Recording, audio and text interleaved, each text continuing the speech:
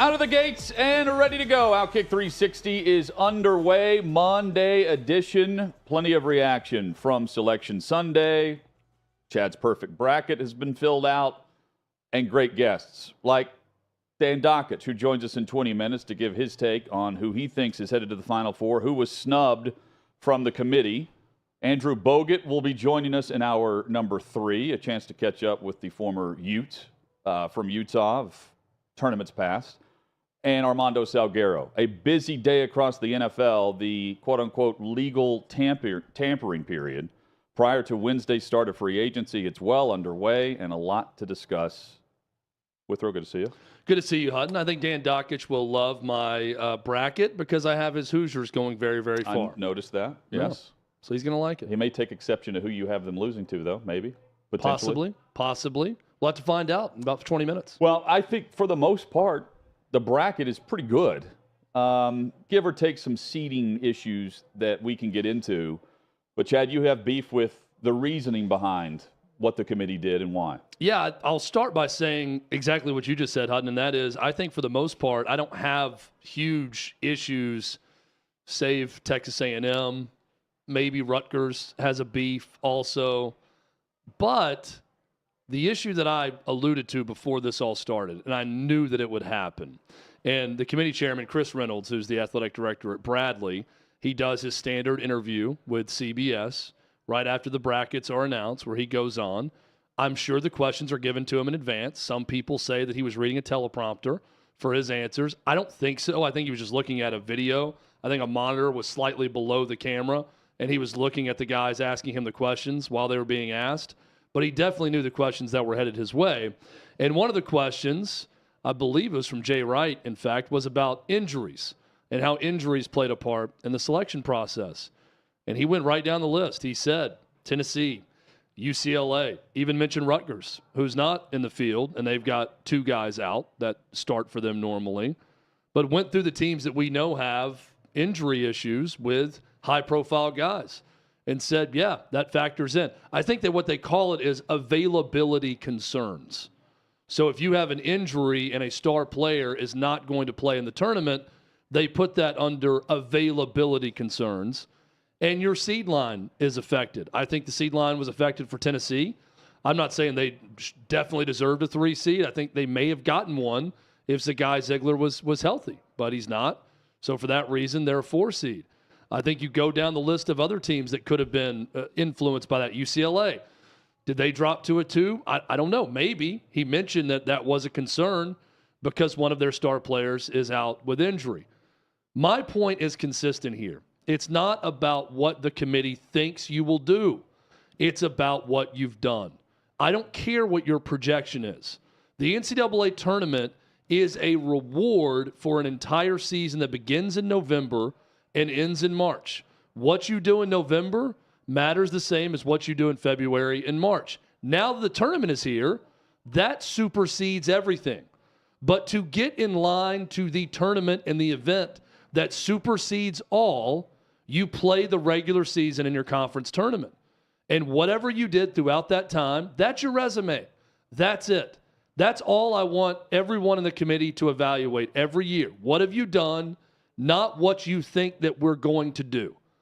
That's it. It's very simple. And I hate when we get into this situation where you have Hutton committee, and Chris Reynolds announced it and said, yeah, we're looking at injuries, and we're looking at what we think teams can accomplish in the tournament. But that's for us to do when we fill out our brackets, when these brackets come out.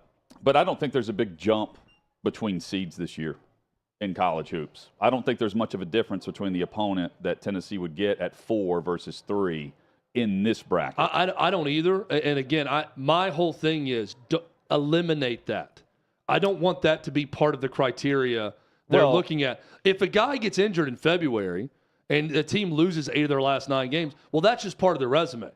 Now, we can go back and say, well, of course it's because the player's out, but that just leads to whatever seed they have. Yeah. Not about what availability may be for someone. But I don't get the sense that the committee can eliminate any argument whatsoever because they make up whatever they want to based on the individual team, not the year. Right? So, for instance, Texas A&M, right? Last year, they were saying they weren't playing. The body as a whole, they weren't playing very well. Texas A&M turned it on, though, towards the end of the season and was very good and shouldn't be a 7 seed. Let me get into Texas A&M. You know why they did that? Yeah, because they're playing Texas potentially in round 2. That's reasons. Why they're doing Two that. reasons. And I'll get to the main reason right now. The main reason is because the NCAA is like a scorned ex-girlfriend. And if you cross them, they screw you over. And that is what they've done. Buzz Williams went on a tirade last year when they were left out of the tournament. And I firmly believe they got penalized because he was so vocal about how they deserved a spot a year ago and how embarrassed they were of the process with the NCAA. I think they penalized them a couple lines for that same reason. They also wanted them with Texas in the second round, and that helped. But I think part of it is the fact that they're spiteful with teams. Remember, go back to the Bruce Pearl situation. Remember they said, if you lie to us, it's not about what you did, but if you lie to us, that's when we're going to get you. I just think it's a spiteful organization. But they love Bama because of how Bama has handled since January 15th. Well, they don't care because Bama didn't do anything to them. If you talk about them, I saw Joe Lenardi even say, well, the NCAA Tournament Selection Committee is human, and they read and saw what Buzz Williams said about them a year ago, right. So they're going to come back and say that. They don't even care about Bama because Bama hasn't said anything bad about the NCAA. That's the sad part about this. Yeah, well, and Bama on the court is a deserving number 1 overall seed. Kansas has some beef, though, Chad. Kansas, based on where they were seated, and, of course, Bill Self, I'm sure, going back to your point, played a role in how the committee views Kansas. Kansas had the opportunity to play the Sweet 16 in Kansas City, I believe is going to be the host site there. Yep. Instead, it's now Houston that gets that spot and not Kansas. So they'll be traveling, which, I mean, they still get the great bracket for how things pair up for them, but they don't get that home court advantage the way that, in a weird way, Auburn is playing in Birmingham.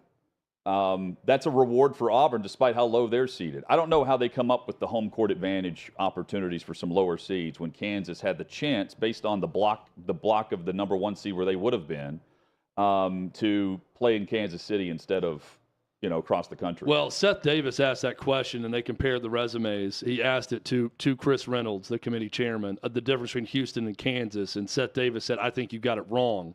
It should be flip-flop here. Yeah. Kansas should be ahead.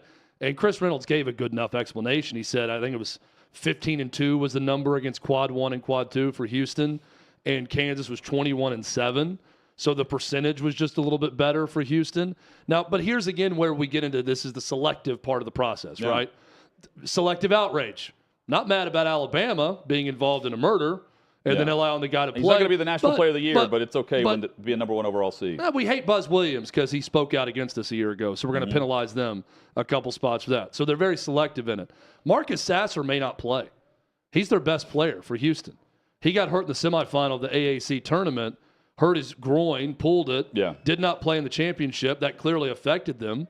They lose to Memphis in that game, but the selective part of this bothers me because if you're looking at injuries, I don't want him to look at injuries, but if you're looking at it, wouldn't you say Kansas would flip-flop and be better for the second number 1 seed as opposed to the third?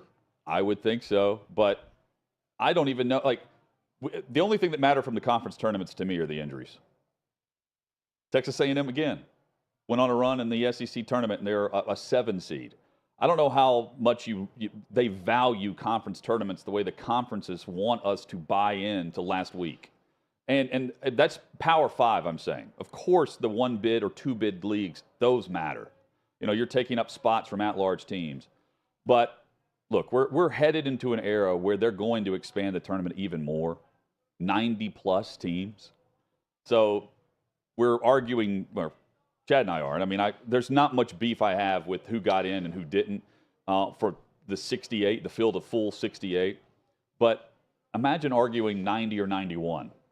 It's going to be really watered down as you look at the last few teams in here as they rank every team 1 through 68. The first 4 out across the country, Oklahoma State, Rutgers, UNC, and Clemson. Clemson, who beat NC State 3 times this season, they are looking on the outside in. And you also had the last 4 in, Mississippi State, Pitt, Arizona State, and Nevada. I don't have a big problem if you're looking at the entire body of work. Many are saying Mississippi State is undeserving. I don't have a problem with that, Chad, if they're going to tell us that they're looking at everything since November and not the last 2 months. Yeah, I don't, again, like the who's out and who's in, there's no big beef I have. Like A&M last year. A&M last year, A&M once again is to me the big point of contention. That's the bone of contention I have. A year ago, I thought they should have been in. Now I think they should have been a 4 or 5 seed based on the season they just had and what they were able to do in conference play. The conference tournament's not mattering. Again, we go back to this. Matters for some, doesn't matter for others. I'll argue this. I think if North Carolina beats Virginia in the ACC tournament, I think committee probably finds a way to put them in with another win over Virginia.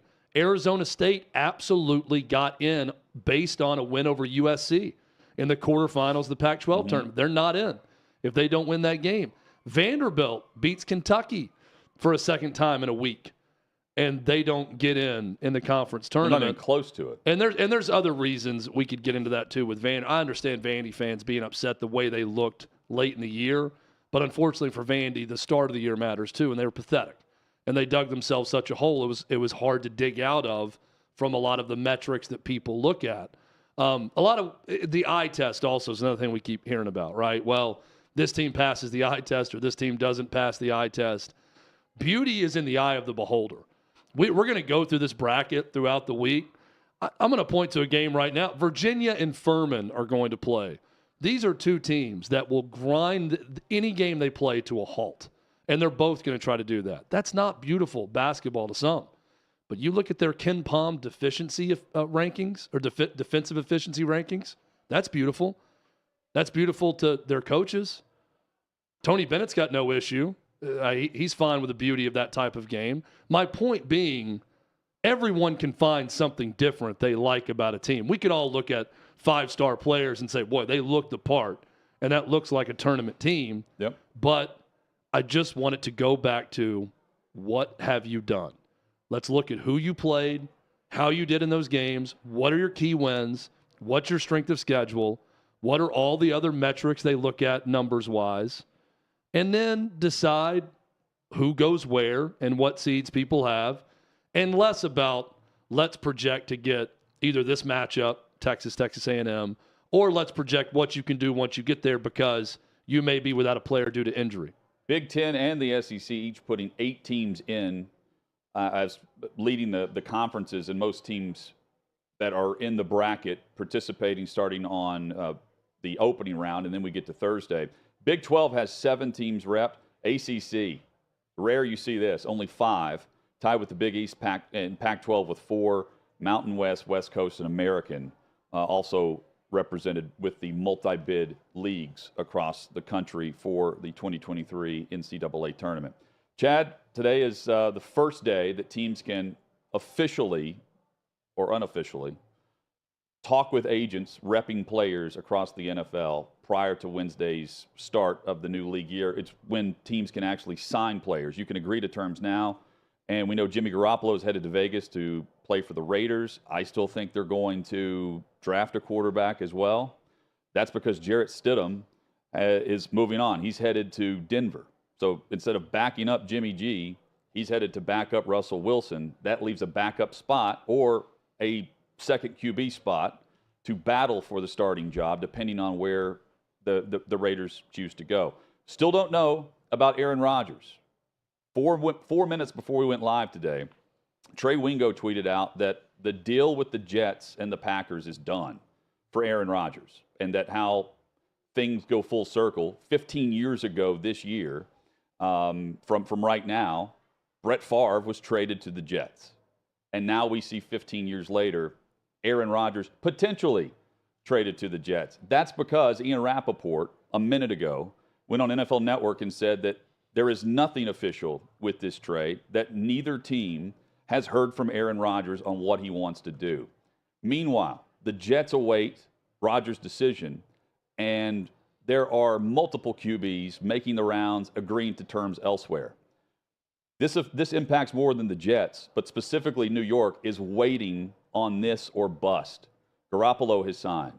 We have seen other QBs. Mike White, their backup in New York. He's now the backup in Miami. He's agreed to terms on a 2-year contract. Derek Carr's already in New Orleans. What happens to the Jets if they don't get Rodgers? Because they didn't get Carr, and they're probably left with the draft after this, or Zach Wilson as the backup to whoever they want to bring in right now. You don't want to end up with Carson Wentz. And if Rodgers chooses to retire, that may be who they go with. I mean, that's how bad it could be on the drop-off for the New York Jets, who are trying to win a Super Bowl and could be just saying, hey, maybe we just make the playoffs again. It could impact the Tennessee Titans, who could entertain trade offers for Ryan Tannehill. And then you go into the draft, where we now know Carolina holds the number 1 overall selection, trading with Chicago on Friday. But then who moves up in front of Indianapolis, where Arizona says we're open for business, come one, come all with the offers for the quarterbacks? A lot of moving parts if Rodgers chooses not to go to New York. And even if he does, that will leave another opening for someone else to come in and sign another QB that's on the market, or potentially call teams like the Titans, who have not definitively said Tannehill's their guy. But we still wait on Rodgers officially, because Rappaport and Schefter haven't said anything other than no one's heard from Rodgers. Wingo's saying it's done. Here is where the Jets go if they can't land Aaron Rodgers. Nowhere. They're dead. This is it. Everything is falling into place now, where they're going to be, when this game of musical chairs is done and that music stops, they're going to be sitting there with nothing, a big pile of nothing at quarterback, unless Aaron Rodgers would just admit that he's coming back. I do not understand. He had the isolation retreat. He's there at flag football games talking to Brandon Marshall. Just say that you're coming back. Maybe they're waiting to announce this jointly when the deal gets done, that he's coming back and he's been traded to the Jets. I don't know what the weight is on it. Anything from the start, anything that did not lead to Aaron Rodgers being traded to the Jets and playing for the Jets next year was going to surprise me. I'd still be shocked if a deal doesn't get done and he's not their quarterback. But if I'm a Jets fan, I'm awfully nervous right now that you're going to be the one left standing when the music stops. Well, and then the Packers also need to know, are they going to free up salary cap space? Are they going to have to pay the price there or not? Mark Murphy has all but said he's gone. He referred to Rodgers, the president of the Packers, in the past tense in a chat on Friday. So they're moving on to Jordan Love one way or the other. And the question is it Rodgers to the Jets, or is he going to retire? And we still await official word. Again, Trey Wingo saying that the deal is done. ESPN and NFL Network saying nothing has happened yet. They're still awaiting word from Aaron Rodgers. I just saw on Twitter where the state of New York, the governor has declared a state of emergency, mobilizing the National Guard because of the storms coming through this week. And everyone that covers football on my timeline immediately had the same joke and retweeted that and said, man, this Aaron Rodgers to the Jets situation's really gotten out of hand, because all the headlines are declare state of emergency in New York. So everyone at once all had the same joke. The craziness of NFL free agency is well underway, and March Madness is here. Dan Dockich weighs in next on Outkick 360. Does it feel like every single year, it feels like we start things off earlier than the year before? Like it blew my mind. Like I was scrolling through social media like last week or the week before last, and you got Vanderbilt rolling, you got Florida going, Kentucky's now going, but then you got some schools that are holding off till the middle of March to start spring practice. Before you know it, Mike, like the national championship's going to end, and 2 weeks later they're going to start spring practice. It's getting crazy, bro. Yeah, I mean, I thought coaches had a little bit more control over when these things started, but I guess not always the case. And I'll give you an example, Trey. I heard Hugh Freeze was kind of upset that they started so early. They started last week, and not that he didn't want to go to camp, but he has just been on the ground running since day one. He's not had time to get away. He wanted a little bit of a break, but hey, that's life in the SEC. You got to do it when you got to do it.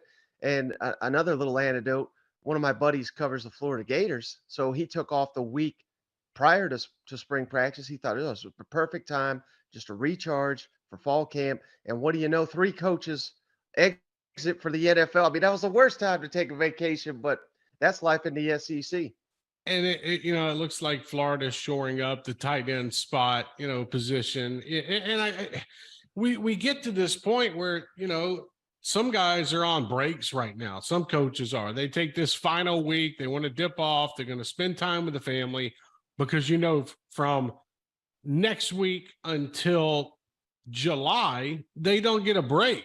And I'm interested. That's one thing I wanted to ask you about when it comes to college football and where we are at right now.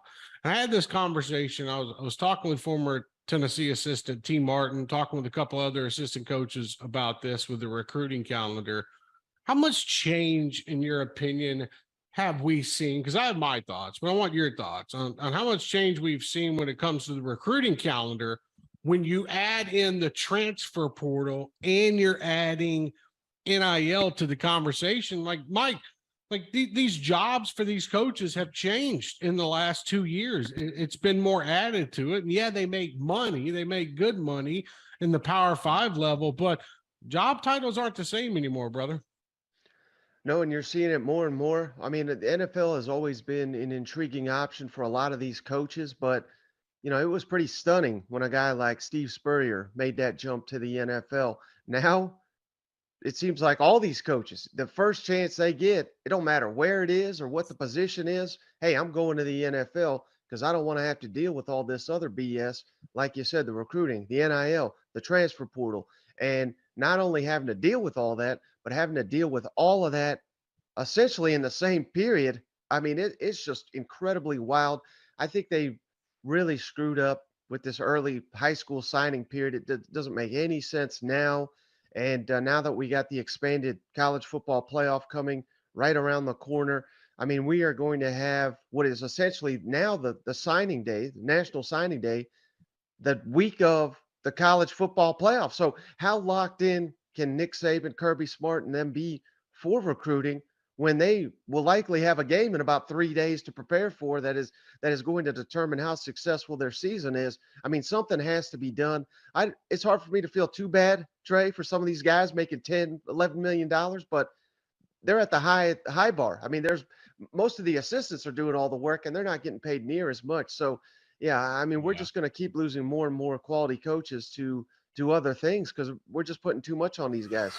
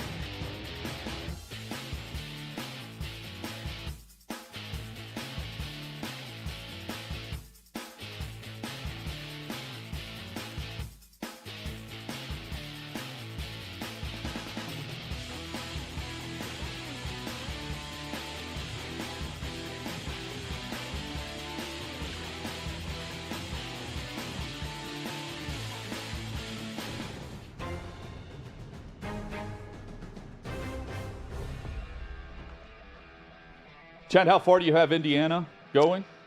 I have got the Hoosiers going all the way to the Final Four in Houston. So does our next guest. I'm sure he no does. No surprise. Dan Dockets joins us, host of Don't At Me across the Outkick Network, mornings, 9 o'clock Eastern. Dan, the Hoosiers to the Final Four. What do you think, Dan? Chad's all right? with you. I got to tell you, a little history lesson for you here. They can't lose this first-round game. When Calvin Sampson was cheating his brains out, his sidekick was a guy named Rob Senderoff, a little weasel. So Senderoff is now the head coach at Kent State. So here's the backstory. So I come in there as the director of ops at Indiana in 07, 08. I knew Senderoff from being in the MAC. He was at Kent as assistant. I always thought he was a creepy little dude. But anyway, so now I'm working with him, and he very arrogantly tells me, well, you know, there's a new sheriff in town. This ain't that Bobby Knight stuff. And I looked at him, I said, well, good for you, man. Go get him. Well, fast forward about a month later, I find out that Senderoff and Sampson are cheating their brains out. Fast forward to the middle of the season, or Senderoff, actually November, Senderoff gets fired because he's a cheat. I move into his job. Last I saw Senderoff is he was crying in my office. He had gone from this is a new sheriff to Dan, please help me. I don't know what to do. I'm like, yeah, well, you're whatever. So anyway, Senderoff, because cheating pays in college basketball, gets brought back to Kent as an assistant. He ends up being the head coach. He's done a really good job. Point being, Indiana cannot lose to this clown. His name is synonymous with cheating and getting Indiana on into probation as much as Kelvin Sampson's is. But again, cheating pays in college basketball, as both Senderoff and Sampson are doing really well, and they've got pretty good teams. But yes, I've got Indiana in the Final Four. Just don't lose the Senderoff. So a lot of Indiana ties here, Dan, as we just went through with the coach at Kent State. I got Indiana going to the Final Four. Chris Reynolds, a Hoosier, former player for Bobby Knight. He is the chairman of the selection committee now at Bradley. Overall, what kind of job do you think that he did and the selection committee did? And your thoughts on his interview with CBS right after it was unveiled. Yeah, I love Chris Reynolds. I recruited him. I coached him. He couldn't shoot, but, man, could he defend, guard, and was tough. I loved the interview. He was asked idiotic questions by a fool named Seth Davis, and Seth Davis got the answers that Seth Davis deserves, which is, shut up, Seth. There's no reason for you to be on this set. So I love that. Look, Chris Reynolds did perfectly by us Hoosiers. Purdue has an incredibly difficult road. Think about this. Indiana has to play the MAC champ. That's fine. That's hard. That's not good. Second round, Indiana has to play either the Missouri Valley champ or a sixth-place team in Miami. You know what Purdue's got to do? Purdue in the second round has got to play the AAC champ that just whooped the number 1 seed. Good for you, Chris Reynolds. You set Purdue up in the toughest bracket. Purdue then has to play the ACC champ, in theory, the hottest team in America probably, named Duke. Chris Reynolds, you don't buy beer ever again in Knicks if I'm around you, because you did what Indiana people are supposed to do. Slyly and sneakily help the Hoosiers get a better draw than the number 1 seeded Purdue. But otherwise, I think they did a great job. People can always complain. And look, here's what we get into. Billis is always going to complain that the seeding was wrong according to whatever Billis thinks. And then Vitale was always going to say that the little guy got screwed. ESPN used to get so mad at me when I was on these shows, and I would say, look, it's the same thing every year. And they'd be like, you can't say that. I go, I just did. So anyway, I thought Reynolds did great. Rutgers, I don't want to hear from you. You had the best win of the year, actually, at Purdue, but you didn't back it up with enough. I'm a big Steve Alford fan. Again, Alford, my college teammate, played at Indiana. Reynolds chairing the committee. Reynolds did us right at Indiana. It's the greatest selection show ever by the greatest head of the committee ever. Dan Dockich with us. Don't at him. Don't at me with Dan Dockich mornings here on Outkick. How much pressure is Kentucky feeling in their first-round matchup against Providence, Dan? And how does it impact Calipari moving forward? Yeah, that's a great question, because it was only a couple years ago Calipari was given the big deal where he's coach emeritus. I think there is a ton of pressure on Calipari. I think that he got a draw that he's probably not that upset with. Providence, not great, but Ed Cooley, his guys, the coach of Providence, they love him and they play hard for him. I've said this from the get-go. Here's what you're going to watch in the Kentucky-Providence game. If you played shirts and skins and the shirts were just white T-shirts and the other team was skins, you wouldn't know who's Kentucky and who's Providence. Providence, let me back up. Kentucky is not uber talented. The one guy you would see is Shibwe, and you go, okay, well, guess what? He plays at the perennial basketball power, Kentucky. But other than that, No, I think this is a heck of a matchup. Now, here's what I always temper, fellas. I always say this. You know, you're making $9 million a year as your Calipari. If you get beat and they fire you, they got to pay you $9 million a year for another 10 years or whatever. The real pressure is on the guy playing in the MAC championship game that hasn't made the tournament, MAC AA and MAC MAC, or the Horizon, or those guys, because you get fired, you don't have generational money. So yes, externally, basketball-wise, Cal under a lot of pressure. I think if they lose this, I think that the Kentucky faithful will look around and go, what jobs are open? What? The Bowling Green job is open. Can we get Cal to the Bowling Green? Like, let's get him to Western Kentucky. Let's go. Get him out of here. People are going to be blanked off. Well, if Kentucky wins, you don't have them going very far. In fact, you don't have an SEC school, eight teams represented. You don't have them reaching the Final Four at all as a conference. Why? Well, Alabama probably is, but you know what? They sicken me. I would have had Tennessee, but losing Ziegler's a big deal. It really is. The great Andrew Dockage, basketball prognosticator and assistant coach at Illinois State, and my son said, Dad, I'm just telling you, I've studied all these teams, and outside of Alabama, the SEC is not very good at all. I do believe in Tennessee if they had Ziegler. I'll never believe in Buzz Williams. Everybody and their mother can, and that's great. I never will. I think he loses to Penn State. I'm going with the great Andrew Dockage, my son, who said, Dad, I'm just telling you, I've studied them. They're going to go out quick. But I will go with me, Dan Dockage, and tell you, watch out for the Pac-12. They get up and down. They play fast. They do not play tight. Big Ten teams play tight. They do not. Pac-12 is going to have a pretty good tournament, I do believe, including USC beating Michigan State. You mentioned Buzz Williams.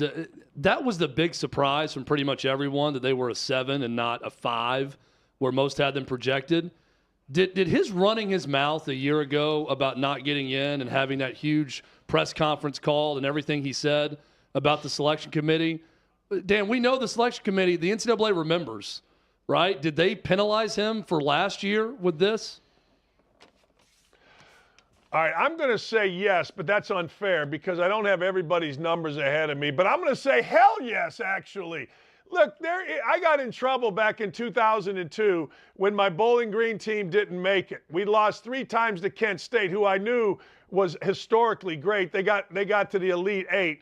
And I said, there's nobody in America that can't tell me that background deals, backdoor deals are made. And I'll tell you why.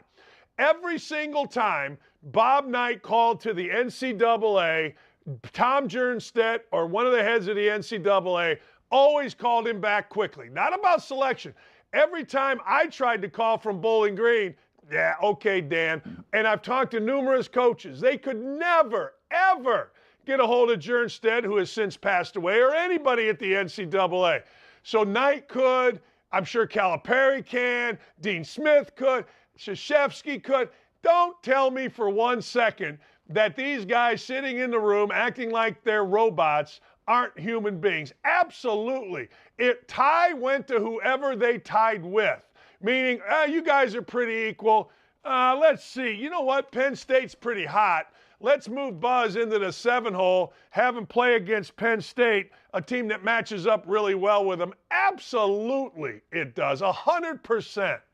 Dan, let's play a little game of love it or hate it. North Carolina, preseason number 1, does not even make the tournament. First time ever that's happened. And then they immediately release a statement saying, we're not going to the NIT. At North Carolina, we're playing in the NCAA tournament or bust. And our season ends and we get ready for next season now. Love it or hate it that North Carolina just decided we're not going to play in anything but the NCAA tournament. Yeah, I hate it. I'll tell you what, the NCAA bought the NIT, so it helps everybody now. Look, when the NIT was a separate entity, bunch of guys in New York running it, okay, you didn't want to support them. But you're an NCAA membership school. This is an NCAA event that they're trying to promote basketball with. There's no question the arrogance of North Carolina came out. I've always said 2 things about North Carolina, and this isn't true now, but this is how we felt at Indiana back in 81 when we beat them in the national championship game, 84 when we beat them. They're soft and they're arrogant. I've always said that. I got ripped for it, but they are. And you saw it here. I love Hubert Davis. I worked with Hubert Davis. He's a terrific guy. Great. Love Roy Williams. Dean Smith was always nice to me. But I got some friends that played there, Buzz Williams, a couple other guys. But I got to tell you, this is arrogant. This doesn't help basketball. They should be in the NIT. They should be playing. They should be helping promote the game. And it's sickening to me that they're not. North Carolina, you suck. Who has the biggest beef who did not get into the tournament, Dan? Nobody. In my opinion, nobody. And I'm being serious here. Look, I get it. Rutgers had the best win maybe of anybody, and that was at Purdue. But they had a whole year. They had a whole year to show themselves, and they didn't. North Carolina certainly did not have a beef. I honestly look at it, and because all of a sudden, and I don't know why I did this, but I started watching a lot, and I mean a lot of the Mountain West. I don't know if it was on or I was gambling or Alford's my college teammate. He's at Nevada. You know, a combination of all of it. But I got to tell you, I'm watching the Mountain West, and I go, those teams are better than a lot of the middle Big Ten teams. There's no question about it. I don't think anybody really had a complaint. And let's be honest, complaints are a little old now, aren't they? Complaints are a little passé. Like I said, Vitel's going to complain that the little guy didn't get in. Billis is going to complain because one of the seed lines isn't according to the Jay Billis theory of whatever Billis's theories are. But I honestly don't. I don't think anybody has a real complaint. Chad and I were discussing earlier. A&M could be a higher seed. I don't think the drop off in opponent from a 5 to a 7 is all that different this year in particular. No, I agree. I totally agree with you. I think that as you go through the entire field, if you want to tell me one should be a 5, one should be a 7, I'd say all right. I think Indiana I do think Chris Reynolds did help them, though, because if you look at it, they're 5-5 in their last 10. Got blown out at home. I guess they didn't get blown out. They made a comeback. Lost to Penn State, a 10-10 team, and they're sitting there on the 4 line. Beating Purdue twice certainly helped. They had some other wins.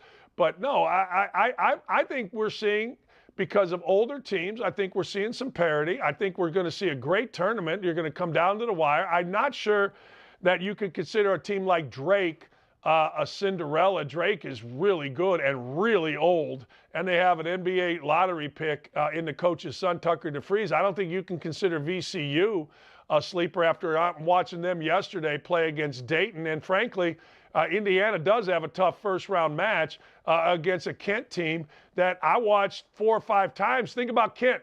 They played a 5-point game with Houston back when Houston was the number 1 team in the country. Tied up, minute and a half to go. They lost, I think, by 7 to Gonzaga at Gonzaga. Drew Timme kind of beat them up, but it was a tie game late in the second half. So, you can make arguments about different seeds, but there's a lot of quality. It's older players, transferred kids in their 5th, sometimes 6 years. Cinderella may not, a true Cinderella may not get past the 15-2 game, a true Cinderella. Let's say Asheville beats UCLA. Other than that, man, I'm just telling you, these teams are really good, and they're really old, and they're experienced on the 13-12 line, that kind of thing. So, Dan, last night I'm watching Bracketology on ESPN. They had one active head coach as a guest on the show. Would you like to guess what program ESPN highlighted, what guest they had on the show last night after the brackets were unveiled?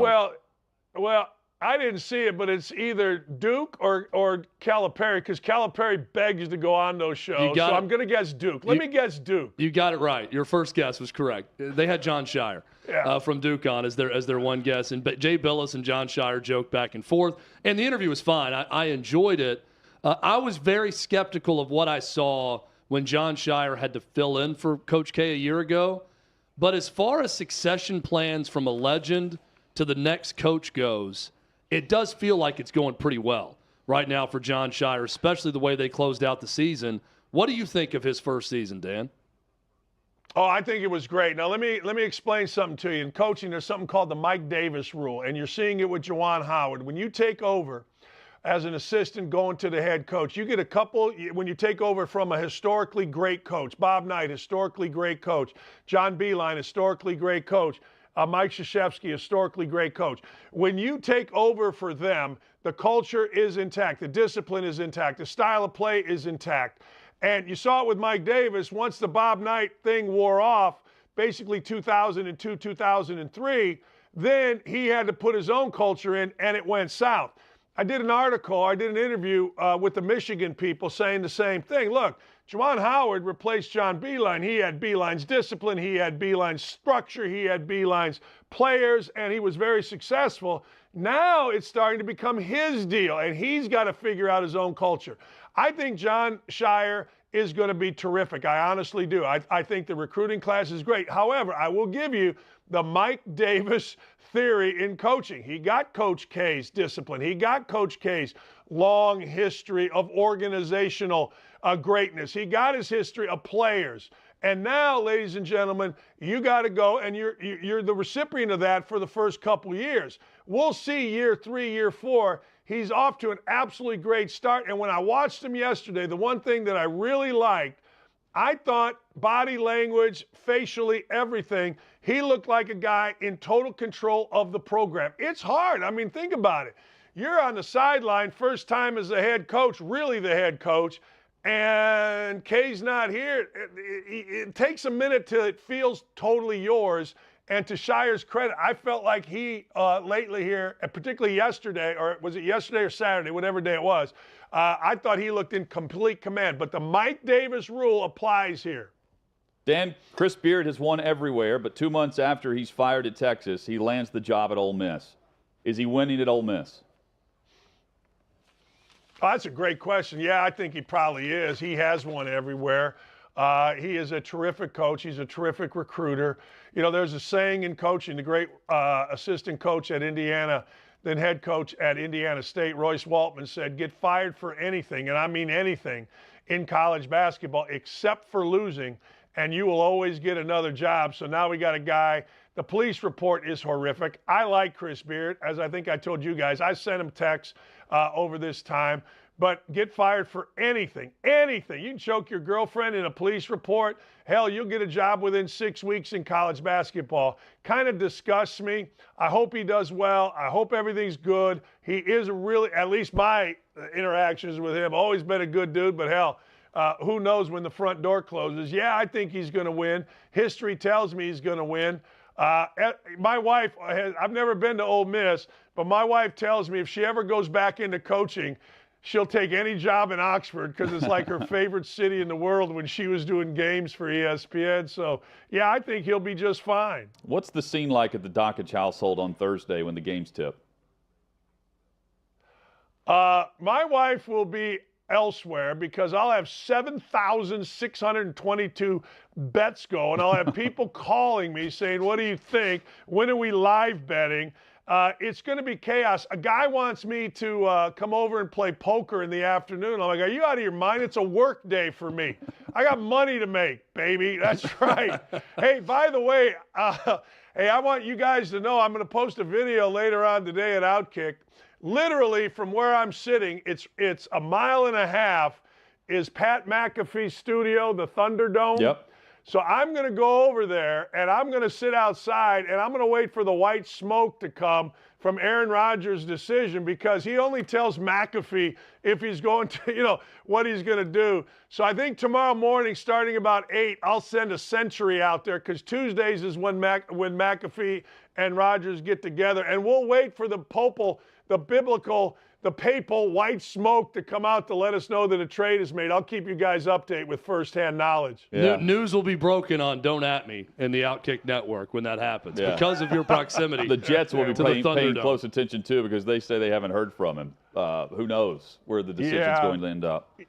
Hey, pull this. It plays Jingle Bells. Here's the deal. Every job that I have been involved in, whether it's to go from Indiana to Bowling Green, from Bowling Green to West Virginia, become the interim head coach at Indiana, a marshal, whatever job I have been involved in, it has always been done way before it gets out into the media. I know times are different. The Jets can say whatever they want, and if they haven't heard from them, maybe so, but they know. Somehow they know, whether it's an agent, whatever, they know. It's just a matter like Matt Painter when he was going to go to Missouri. He took the job, but he couldn't ultimately pull the trigger on leaving home. The deal is done. I promise you. It's just a matter of whether or not Rodgers can pull the trigger. That's personal. People think of these guys and coaches, well, you get fired. No. Or you move to another job. It's tough when you've been somewhere so long to finally say, I'm gone, I'm done. It's hard as hell. It really is. So if it doesn't happen or if it falls through, it's because Rodgers ultimately couldn't quite pull the trigger. Dan, always great, man. Thank you so much, and enjoy the tournament tip-offs on Tuesday, and then as we finally get going on Thursday. Thanks, guys. Thanks for having me. Thanks, Dan. Don't At Me with Dan Dockich, mornings here, 9 o'clock Eastern on Outkick. Coming up, quarterback news, including Lamar Jackson and what has or has not happened this weekend and what can't happen until Wednesday. Next on Outkick 360.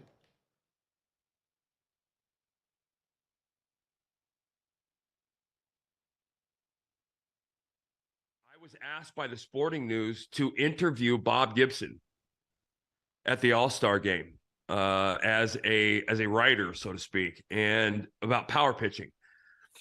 And it came on the heels. I had struck out 300 back-to-back years or the year before, and so they wanted me to talk to him. So I had a chance to sit down with Mr. Gibson and interview him. And I think initially he was kind of whatever. But I think once he realized that I was into it, I knew who Mr. Gibson was. I was born and raised in the game of baseball, and so I revered this man because of the respect my dad had for him, and the respect that Mr. Clemente had for Mr. Gibson too. Clemente was my favorite player. And so I sat down and started talking to him. And I think once he realized, I started spitting out his stats and 1.12 ERA and this and that and 3-0 in the World Series, 3 complete, I think once he realized that I had an immense amount of respect for him and I knew who he was, he kind of, I guess I'll use the term loosened up as much as Bob Gibson could loosen up. But we got to talking and I brought up the subject about hitting batters. And, he was the guy. Everybody, when anybody talks about coming inside, they talk about Bob Gibson and Nolan Ryan. And so I said to him, and because I had a unique perspective, I played for Frank Robinson, who was one of the God's good people, one of my favorite people of all time. And Frank, I'll make this argument. I still believe he is the most underrated Hall of Famer in the history of the game. I think he is, when you talk about best players ever, he should be in the top 3, I think, 3 or 4. Anyway, I asked Bob Gibson about Frank Robinson because I think he hit Frank more than he hit almost anybody in his career. And he said, and he was almost offended. He's like, hell no, did I try and hit Frank Robinson? And I kind of was taken aback. And he said, you don't understand. Every single time I hit Frank Robinson, he homered off me in the next at bat. And I was like, oh, okay. The biggest fear, and I said it last week, I'm terrified as an organization if any of my pitchers are in this tournament. Obviously, you don't want, I think it's the Padres are talking about Juan Soto and him getting back and being ready to play in the tournament. I just don't want my pitchers in this game. You can't avoid the collision contact injuries. They generally are rare in baseball, but the pitching stuff worries me. But yeah, if I'm gambling, I got to tell you, I'm very comfortable with Japan at plus 275. Very comfortable. I would have those odds probably lower. I think that they're probably ahead of the USA. And I say that because I haven't seen USA play yet. Their lineup is unbelievable. But there's some questions, and I think your questions around their pitching are legitimate in the sense that the names aren't the same, right? I mean, this is not. I mean, you got Adam Wainwright, who's going to be going, pardon the expression, balls to the wall because he's 41 years old. This is one of the career highlights. I was on the team that went to Japan in 1998, and I ended up getting hurt after that. That was a max effort, every game meant the world kind of thing that I wasn't expecting or experiencing. And that was after a season of innings. So it'll be interesting. It'll be interesting to see. I think Japan would be the guy. If I was putting 100 today or 1,000 today, I'd put it on Japan.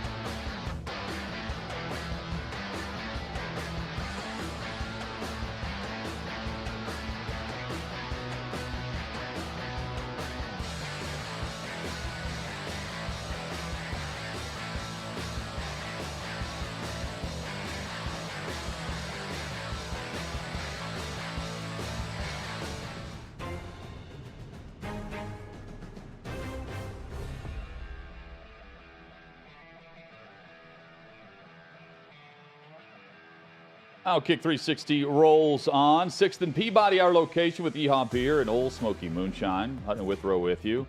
Chad, Lamar Jackson, I was talking about this morning with Dockich on Don't At Me. Lamar Jackson is in a different window altogether than what we're seeing with the free agent frenzy and negotiations. Teams can contact agents, but because Lamar represents himself, you can't contact the player of another team. So we'll find out on Wednesday about certain offers to Lamar Jackson. I guess you just don't want to pay the 10%. That's the reason not to have an agent. I just feel like if you're operating at his level, that is a necessity to have someone to negotiate on your behalf if you're Lamar Jackson. There's a reason that he is an exception and not the rule. Yeah, but some of the deals you have the 10% or a certain percentage taken out every single year. You know, it's typical to get 3%, but the 3% comes out every year of the contract, not the year you negotiate, which is also frustrating for players. Especially if I don't think this is all just because he doesn't have an agent, but I do think we're seeing a reason why people have agents. For today, yes, with the craziness. And also, deals were being announced within the first hour of the quote-unquote legal tampering period. You can negotiate. But for deals to get done that soon, they've been going on behind the scenes for quite a while. Jonnu Smith traded today from the New England Patriots to the Atlanta Falcons, so that reunites him with Arthur Smith after 2 seasons in New England. The rest of his career has been with Arthur Smith, tight ends coach, offensive coordinator in Tennessee, and now head coach in Atlanta. Chad, this is great for him, and he should flourish in that offense because we saw it firsthand, and then they didn't use him properly in New England after paying him. Arthur Smith definitely has the keys to unlock the Jonnu Smith code.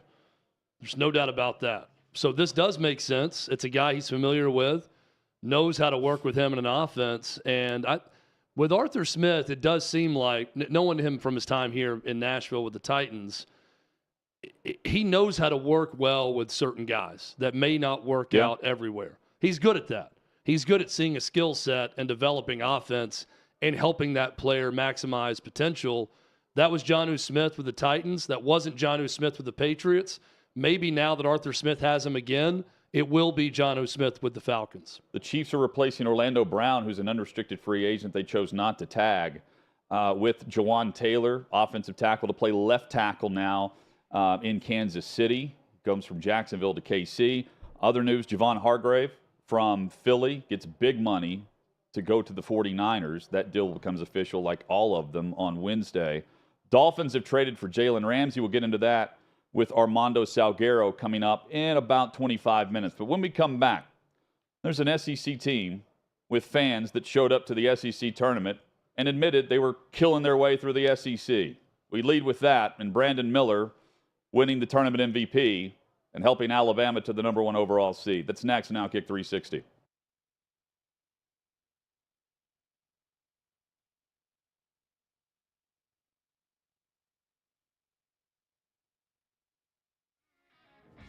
What you're experiencing is the bold taste of a Southern legend. Old Smoky Moonshine and Whiskey. Authentic Tennessee mountain-style spirits. We believe in crafting flavors that were born from tradition but defy expectation. And pioneering a new experience with every sip. Because if it doesn't do this, it ain't this. Old Smoky Moonshine and Whiskey. Come on, live a little.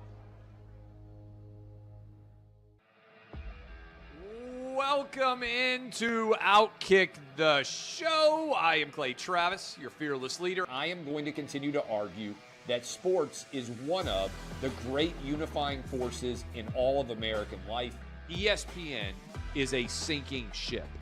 Democrats are now the party of the white, woke college graduate. So the higher that number can be, the better you are with the committee. It's really that simple. You gotta lean into the turns. You really gotta lean into the turns. He's got incredible taste in which media figures he listens to. Very difficult to go back-to-back years in the NFL with the #1 overall pick. I've been out of LA long enough to have forgotten that libs, no matter how ridiculous the scenario, are gonna live. Another week of inflation, another week with Biden with COVID, and another set of losers to crown. People don't watch the WNBA on TV, in person, on a plane, on a train, on a bus, or on purpose. The scary thing, Tommy, is in the history of this government, I've never seen them give anything back that they've taken. Oh no, they never do. And they won't. Why are we going through Melania's goods? Don't make Brittany Griner out to be some type freedom fighter. Shouldn't there be a little bit of common sense? Let's roll 'em, big boy. What do you got? They want to find someone to be the face of domestic terrorism, and they want it to be a right-wing Trump supporter.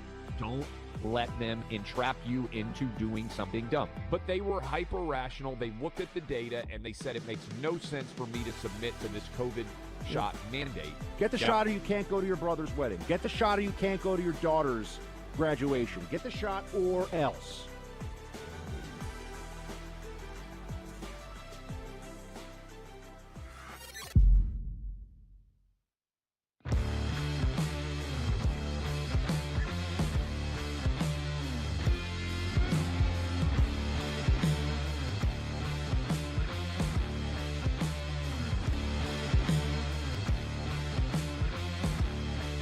Old Smoky Moonshine and Whiskey, the bold taste of a Southern legend.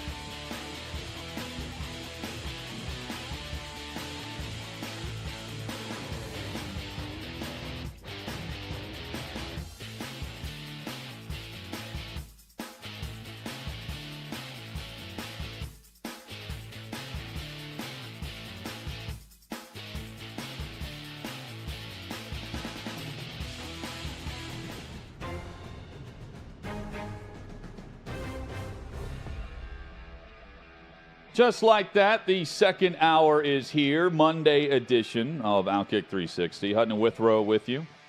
Going through the brackets. Thanks to Dan Dockets for joining us. Chad and I have posted the bracket. One of the two will be perfect.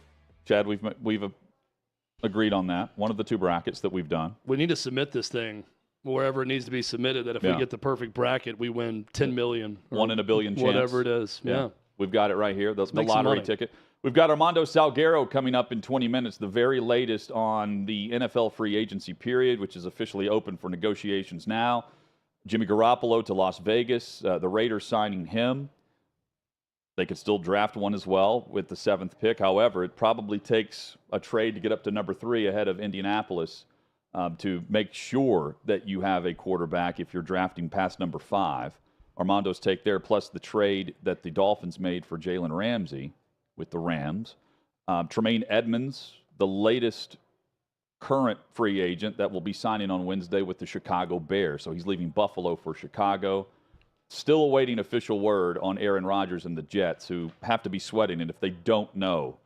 And if reports are true from Ian Rappaport that the Jets have not heard from Rodgers to this point.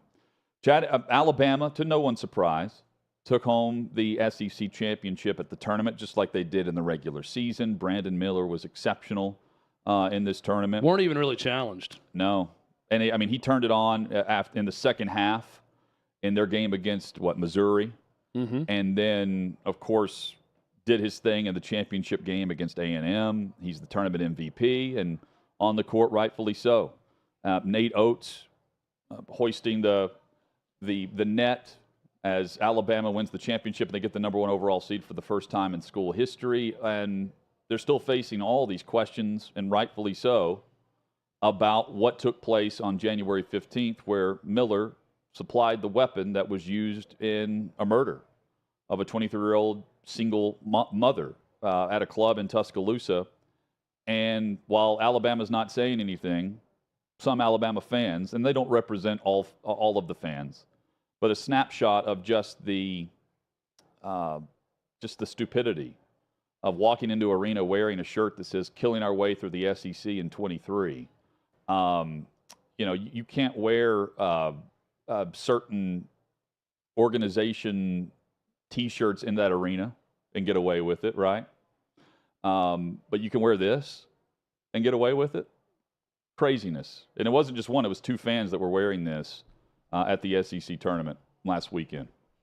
It doesn't represent all Alabama fans, but it also surprises no one that Alabama fans would do this. That's a problem for your fan base. Yeah. I was not surprised to see the stupidity in this whole thing. And there's a lot of fan bases that, yeah, there'd be an idiot that might wear something like that to a game, mocking the murder of a young single mother by one of their players. Someone would kick that person's ass in their own fan base and remove them from the venue or tell them to take it off. I don't think any Alabama fan was doing that. Certainly no one with the SEC was. The SEC was too busy tweeting the moment, this moment. And it was Alabama celebrating an SEC championship, which is just ridiculous. I like that Greg Gumbel is pointing out what's going on with Alabama. I hope everyone that has their games points it out. Broadcasts have pointed out far less that have gone on with programs than what's going on with Alabama right now over the course of entire games sometimes. So I have no issue with that. For these two idiots that came to Nashville, I've heard from multiple people that they live in Tennessee, which anyone who lives in Middle Tennessee understands. There's a huge Bama bandwagon contingent in Middle Tennessee. Heard from multiple people that one person's a neighbor with this person who wore it and said not surprising at all, and they definitely are Bama fans that came to the game. Some speculated maybe it's another fan base trolling Alabama by wearing it. Pathetic. It's pathetic and stupid, and everything that you can say, and again, doesn't represent the entire fan base. I know decent Alabama fans that I'm friends with. But what it also doesn't do is surprise anyone, and that's an Alabama problem now. And the Alabama problem is caused by your university and your program's lack of any discipline with Brandon Miller. And the more you defend it, and if it's even one, two people, whoever, wearing stupid stuff like this, it's going to continue to be a stain on your entire university, whether you want to admit it or not. And this Alabama team, we may get into our brackets at some point. I have them cutting down the nets again in Houston with a national championship. I have them winning. And it's not going to get any less awkward from here on out. As this becomes more and more of a national talking point and everyone starts to learn more and more about this story, they're going to root against Alabama even more. It's going to be talked about more. We're going to spend a week talking about them going to the Sweet 16. We're going to spend a week talking about them getting ready for the Final Four in Houston. We're going to spend 2 days of build-up after the Saturday of the semifinal to the Monday night national championship game, discussing more and more about how awkward it's going to be to hand them a national championship trophy. NCAA will handle it the same way the SEC did this past weekend. And, the stories at The Athletic where Kyle Tucker, I believe, was at the SEC tournament and spoke off to the side with Nate Oates. And a great piece where he details how with Nate Oates and with Brandon Miller at all times, Brandon Miller's cutting down the net at Bridgestone Arena, and there is a PR specialist with him at all times by his side. In Nate Oates' case, he was advised not to speak, according to Tucker, to The Athletic on the side, and he went ahead and did it on what the last few weeks have been like. All the while, a university lawyer and a PR specialist were both there to observe and listen into what he was saying. But here's the quote to The Athletic from Nate Oates after winning. The longer we keep winning, the more questions you're going to be asked. But I've kind of approached it in this way with the team. We all know who we are in this room. We have a really good group of guys. The world thinks something different right now. But the longer we play, the more they see of us, the better chance we have to show the world what kind of guys we really are. We know who we are. I'm proud of our guys on and off the court. Our guys haven't done anything wrong. The current group of guys we have are good. We've been thrown into a tough situation, and I think our guys are handling the media pressure fairly well. And if I take the brunt of it, that's fine. That from Nate Oates, and he goes on to detail what things have been like. The only issue with that is Brandon Miller continues to say nothing. Doesn't seem like he's affected in any way other than motivated, as if he's playing some underdog story role with everyone being against him for no good reason, right? With the warm-up celebration / frisking that took place, the first home game, I believe, after he returned, and the story came out from the original hearing. Other than that, we don't really know. We don't have any action of how Brandon Miller is what he's doing or saying behind the scenes. Other than, I'm sorry, I can't get into that. Yeah, I wonder how many people would walk around with a PR specialist and refuse to answer questions about certain things, or tell reporters not to ask certain questions, or shield their best player from any media exposure other than any mandatory press conference time, and have that person issue one little statement and then ask to not get questions about it again. How many people who have done nothing wrong would behave that way from a PR standpoint? It's ludicrous. It's ludicrous that Nate Oates is not apologizing every time he gets in front of a microphone about how he handled this. They can do this without putting themselves up for more liability. You can say, hey, in hindsight, we feel awful about it. Don't tell me about how these guys in your team have done nothing wrong. Brandon Miller did something wrong. Whether you want to believe the defense attorney and everything he said or not, what happened was wrong. He physically transported the weapon that ended up killing someone. If he thought he was going to a church meeting at 2 a.m., doesn't matter. Wrong things happen because of his actions and his decision to go to that spot. So you could acknowledge that and have suspended the kid for a time. I've even lessened a little bit on you got to automatically kick him off the team. 5-10 game suspension. And then you're not facing these questions as much. And don't tell me that you have been launched into something completely out of your control.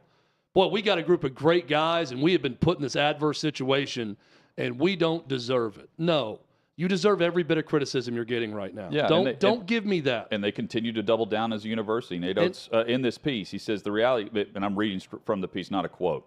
The reality, Oates said, is that Alabama's athletic director, university president, and board of trustees were all involved with the decision not to suspend Miller or Bradley, and, quote, everybody was comfortable, end quote. So that's going to continue to be their stance, and the coverage is only going to mount, Chad. The SEC tournament was a glimpse, I believe, of what we're going to see, especially if they make a run to the Final Four.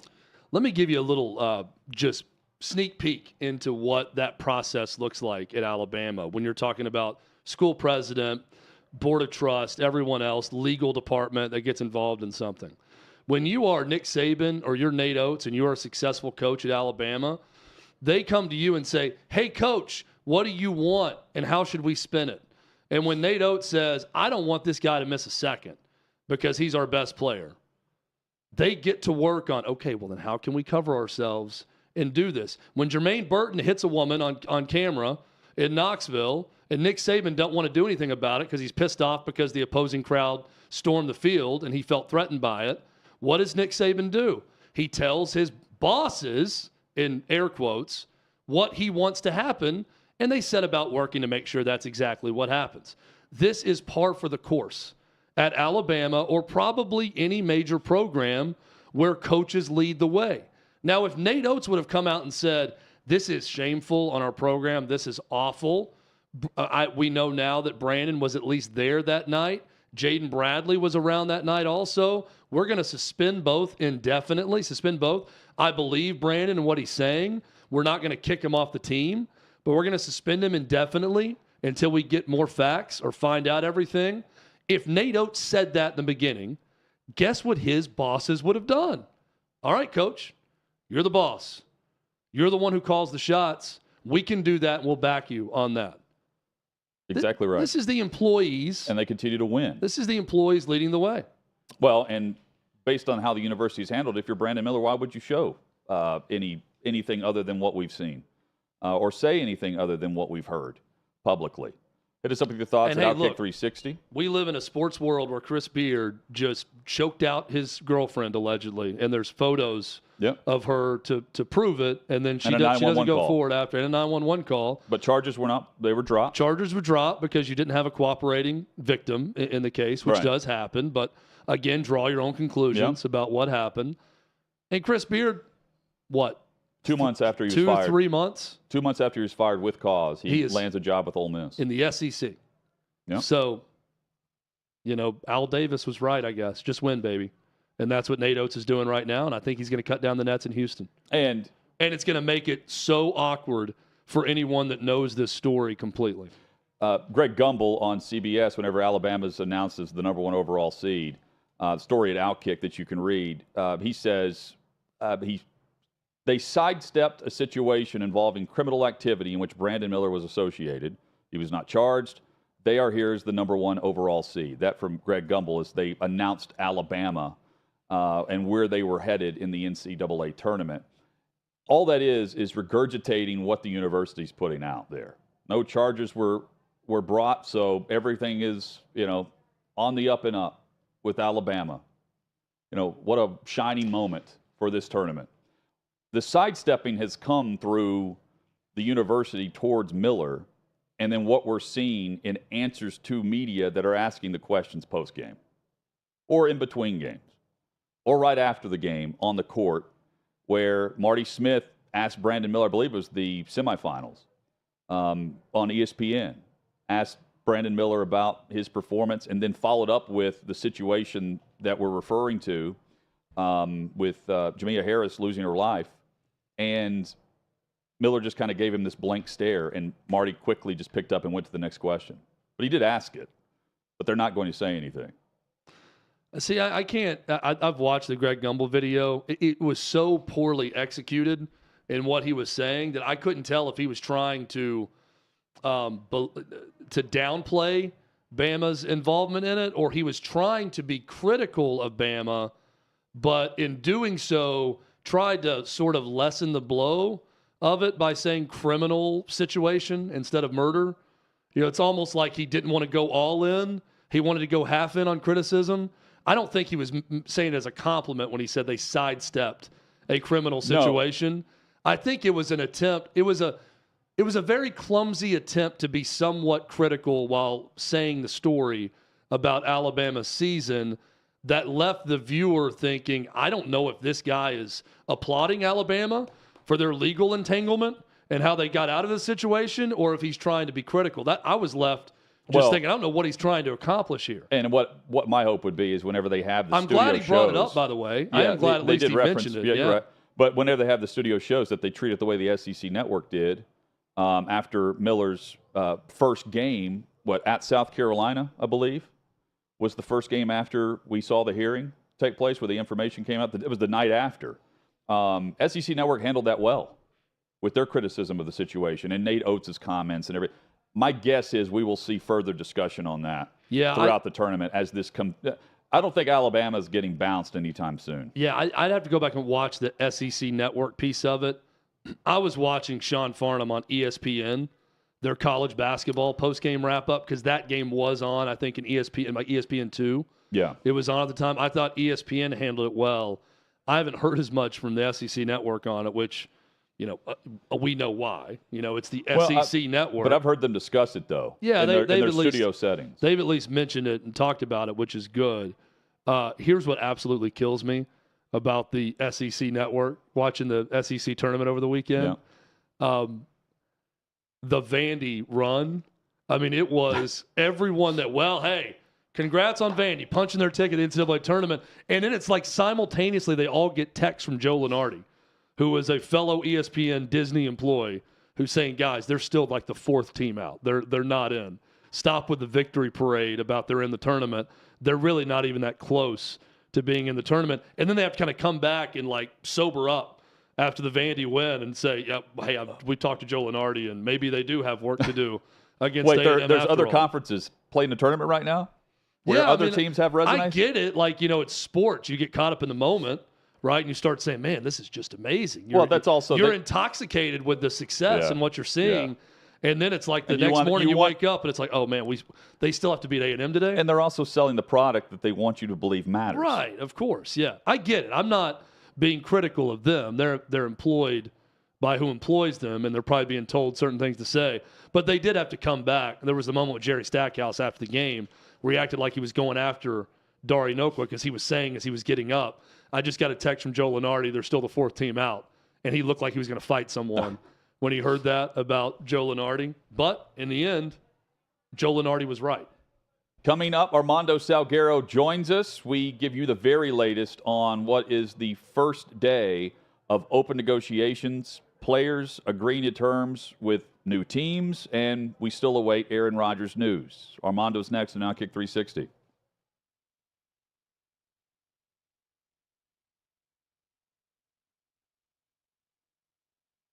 Does it feel like every single year, it feels like we start things off earlier than the year before?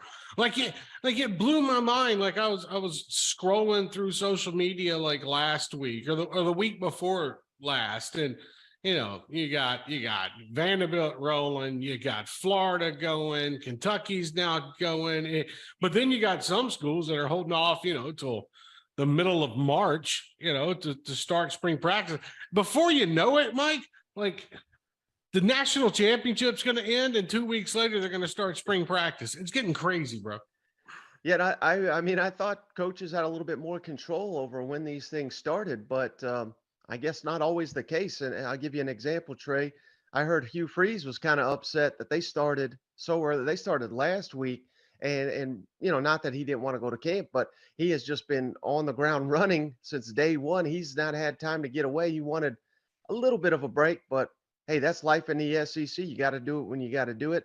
And another little anecdote, one of my buddies covers the Florida Gators, so he took off the week prior to spring practice. He thought it was the perfect time just to recharge for fall camp. And what do you know? 3 coaches exit for the NFL. I mean, that was the worst time to take a vacation, but that's life in the SEC. And it looks like Florida's shoring up the tight end spot, position. And we get to this point where, some guys are on breaks right now. Some coaches are. They take this final week. They want to dip off. They're going to spend time with the family because, from next week until July, they don't get a break. And I'm interested. That's one thing I wanted to ask you about when it comes to college football and where we are at right now. I had this conversation. I was talking with former Tennessee assistant T. Martin, talking with a couple other assistant coaches about this with the recruiting calendar.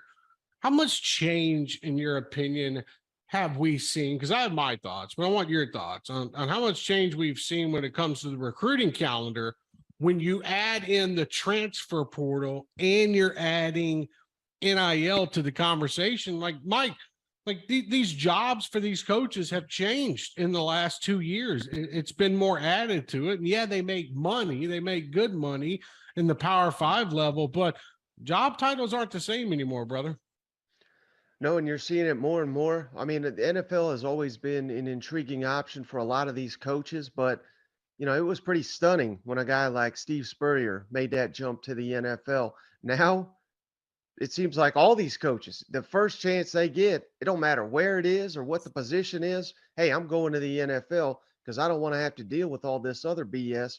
Like you said, the recruiting, the NIL, the transfer portal, and not only having to deal with all that, but having to deal with all of that essentially in the same period. I mean, it's just incredibly wild. I think they really screwed up with this early high school signing period. It doesn't make any sense now. And now that we got the expanded college football playoff coming right around the corner, I mean, we are going to have what is essentially now the signing day, the national signing day, the week of the college football playoff. So how locked in can Nick Saban, Kirby Smart, and them be for recruiting when they will likely have a game in about 3 days to prepare for that is going to determine how successful their season is. I mean, something has to be done. It's hard for me to feel too bad, Trey, for some of these guys making $10-11 million, but they're at the high bar. I mean, there's most of the assistants are doing all the work and they're not getting paid near as much. So yeah, I mean, we're just going to keep losing more and more quality coaches to do other things because we're just putting too much on these guys.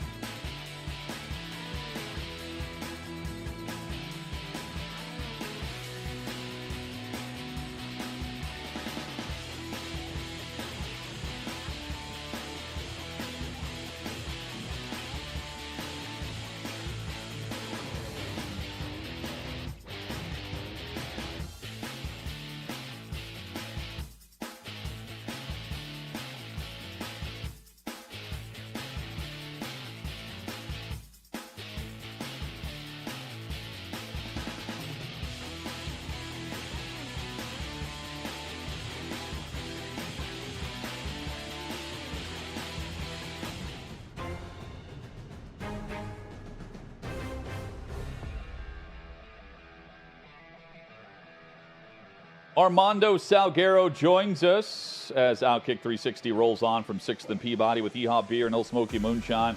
Busy day and what is going to be a busy handful of days here over the course of the start to NFL free agency, which is well underway. Armando, have you heard from Aaron Rodgers? Because the Jets still have not. And I say this tongue-in-cheek, but maybe he's taking a peek at the cornerbacks in the AFC East, which got even better with Jalen Ramsey's addition to Miami. How are you? I'm doing great. Let me share a text that I got earlier today and then a follow-up text, okay? So the first text that I got was at 3:01 on Aaron Rodgers, right? Not from Aaron Rodgers, by the way, but decision soon. Stand by, okay? Yep. At 3:36. Not today. Wow. It's amazing, isn't it? So I expect that to change, I would guess, in the next 10 to 15 minutes to maybe we don't know what the heck we're talking about, but be on guard. It's ridiculous. This whole Aaron Rodgers thing is crazy. He goes on Pat McAfee's show tomorrow. He said a couple months ago he will announce at some point on that show. That seems like the time, right? That something would be said? That seems like the time.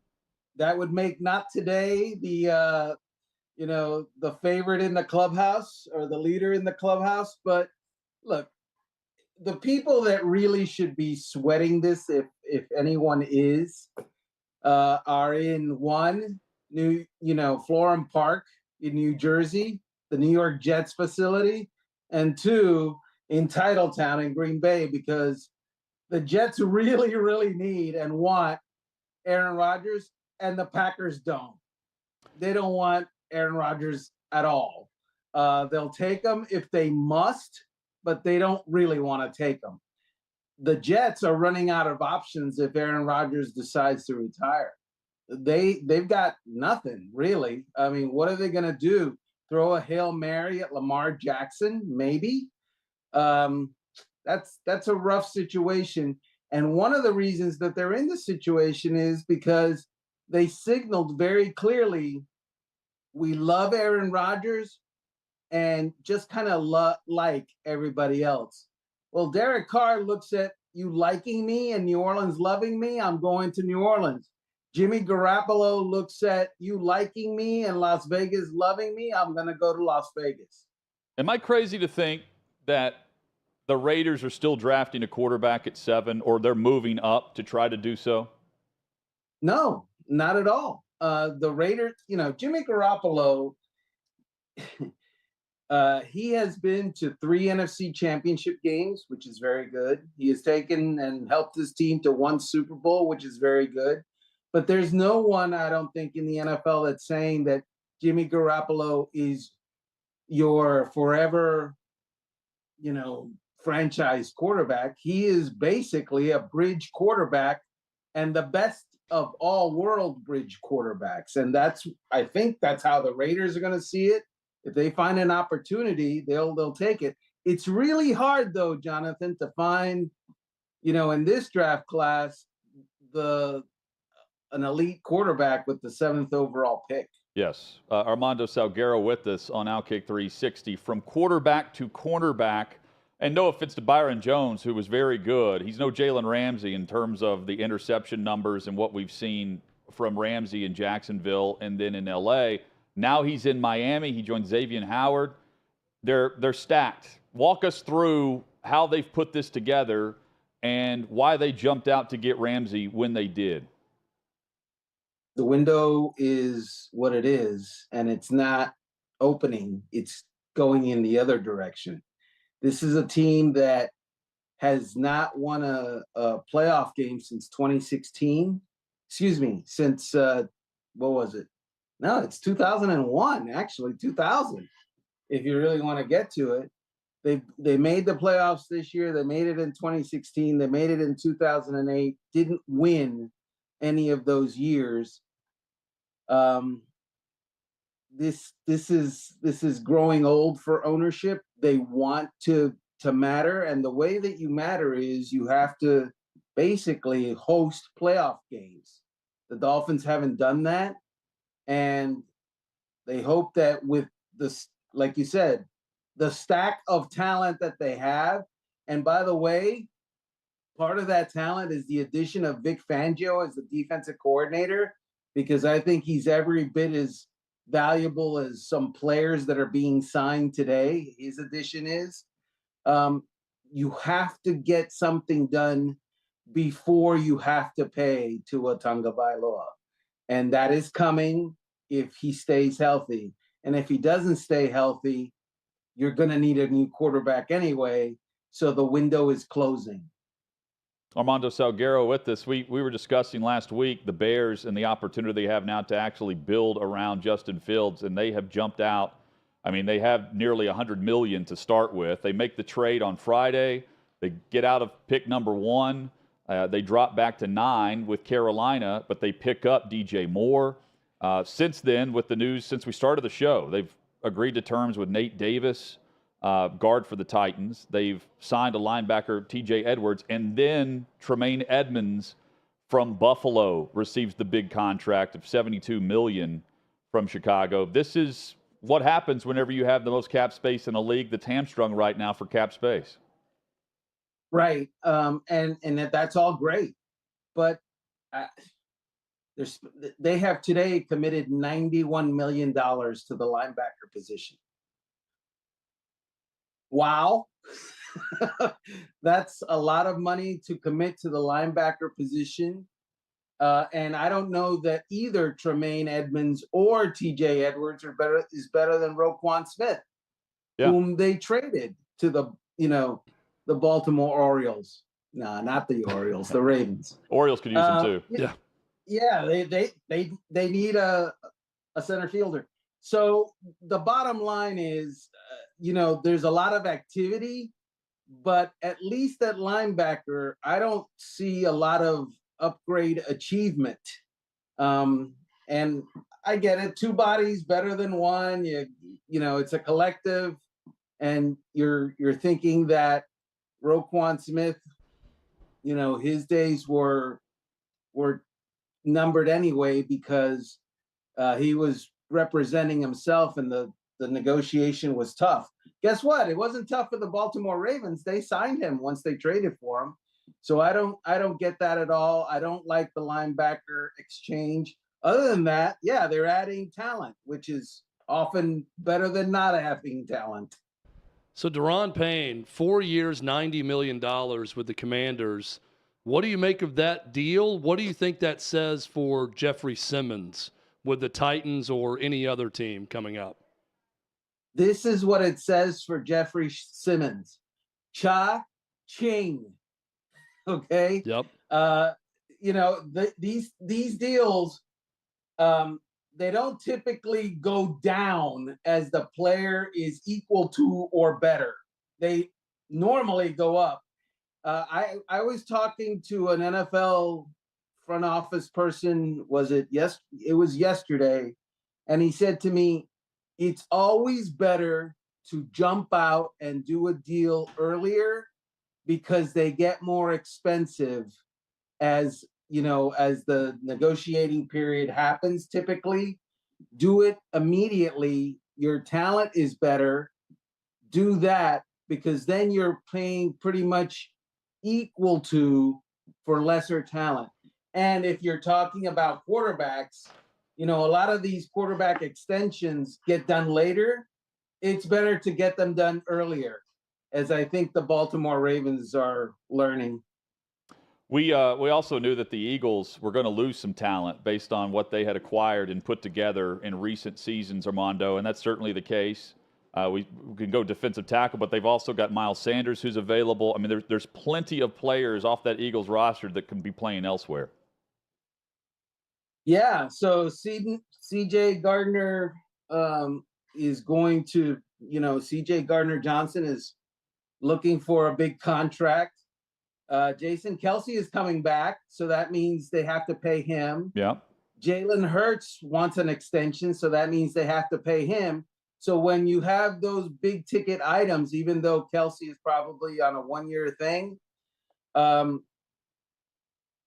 going to bleed talent. And especially when you have as much talent as the Eagles have acquired in recent years. So they've already lost Hargrave to San Francisco. They've already lost, let's see, who else? Edwards today to Chicago. James Bradbury is probably going to end up somewhere else. C.J. Gardner Johnson is probably going to end up somewhere else. But you make choices, and the choice is you got to sign the quarterback to an extension. So Austin Eckler reportedly seeking a trade after contract extension talks have stalled with the Chargers. Not just specifically with him, who's a very good player, but in general, trade market for running back position right now. What exactly is it? What do you think it'll look like for Austin Eckler? Yeah, number one, the Los Angeles Chargers are not often a team that gets leveraged, by running backs. Ask Melvin Gordon. Yeah. So that's first. Secondly, running backs are good to have at a certain price, but not good to have at a much higher price. Ask the Dallas Cowboys and Ezekiel Elliott, who averaged 3.8 yards a carry last year while earning $16 million. It doesn't make a lot of sense. And Austin Eckler is a good player, but is anybody going to give up a second-round pick for him? That this feels though that this is the time to play his leverage. If you're Austin Eckler, you have the rookie contract right now with Herbert. You want to build around him and pay others before they have to cut others because they have to pay the QB. And he's their offense. He had he had 204 carries last season, and he had over 100 catches. I mean, the guy moves the football and he scores touchdowns. He's the leading scorer out of his position the last 2 seasons. I don't blame him for the leverage move. I don't know if he gets the money he wants. I also don't think they're trading him.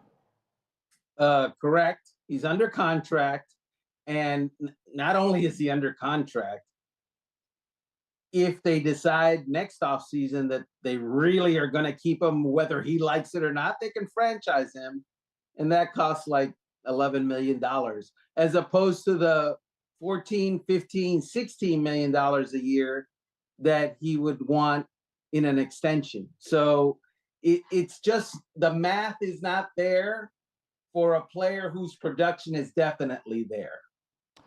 Something that you wrote at Outkick weeks ago is circulating now. Baker Mayfield and the mutual interest with the Tampa Bay Buccaneers.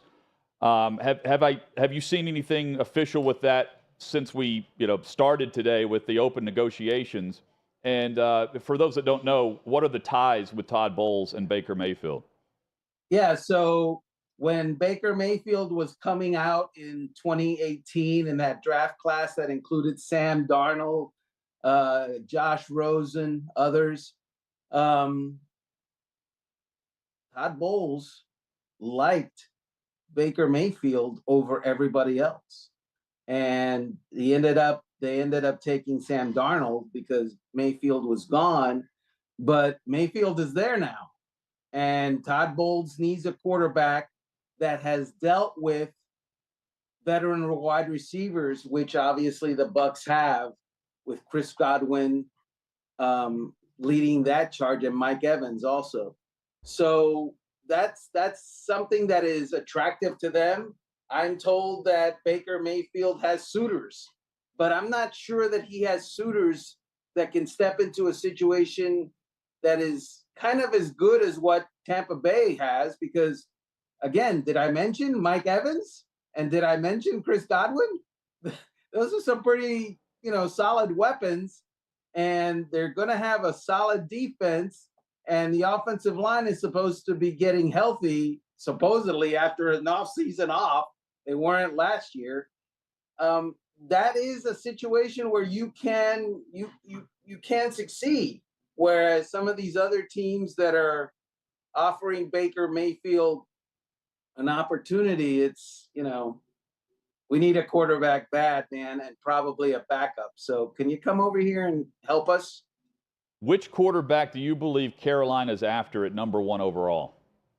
I have no idea, but we know that they know, and they're not saying, which makes no earthly, logic, because there's no one that's going to jump them.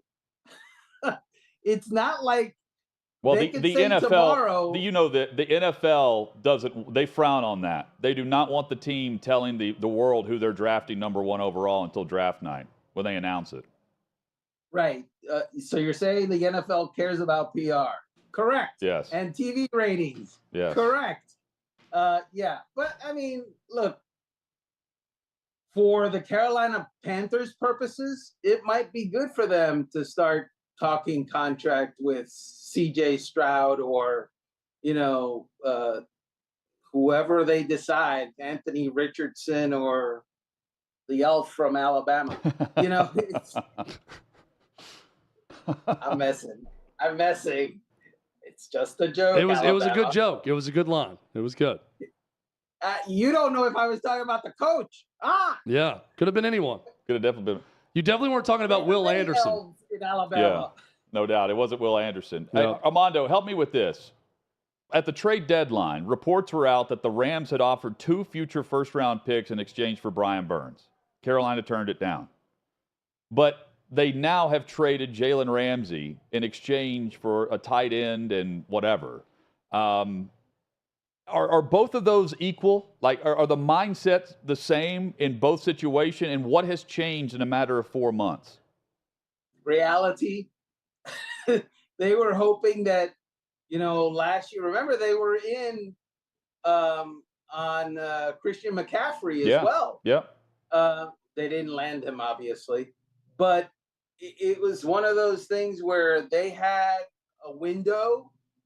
I think they realize now the window has closed and the salary cap realities have set in, and they need to, fix stuff. The Rams are yesterday's champion, very much so. Their championship window they don't believe so, because they think that they've got Aaron Donald and they got Matt Stafford, and obviously they have arguably one of the best receivers in the NFL if he gets healthy. And they're trying to still convince Odell Beckham to come back, which, I don't understand. But anyway, the point being that barring something significant changing, I think that their championship window has closed, and they kind of sort of realize that. I keep checking Twitter before I ask anything about Rodgers. I still don't see anything. No. So check your text. Did you guys say that it's been bumped back up to today? Yeah. From today to tomorrow back to today? It will be in the next 77 years. Good. He will have a. How about Schefter with the 3 phones? He's the best. 3 phones. Phoned me. How many do you have? 2. So you get twice as, you get the same amount of work done on 2 phones instead of 3. No, he gets way more work done than I do. God bless him. Those guys are really. Oh, I know. They get after it. They get after it. They do get after it. And former newspaper guys, they know what's going on. Yep. Armando, you do as well. We'll be following Outkick for the very latest. Appreciate you as always, man. Thank you, guys. Yep. Armando Salguero there. You can follow him on social just by searching his name. Also, just go to Outkick.com for the very latest reaction and analysis on all of the signings or who will be signing by Wednesday with the official start of free agency. Coming up, Chad and I continue to glow about Top Gun Maverick. The Academy didn't. And Tom Cruise I watched all had of something it, to say about it. Hutton, except for a lot of the speeches. I would fast forward through some of the technical categories. Yeah. The only one that Top Gun won, by the way, was one of the technical categories. Yeah. I did see that win, but I have thoughts. Maybe Chad's seen the film that actually won. We'll see. That's next on Outkick 360. Maybe.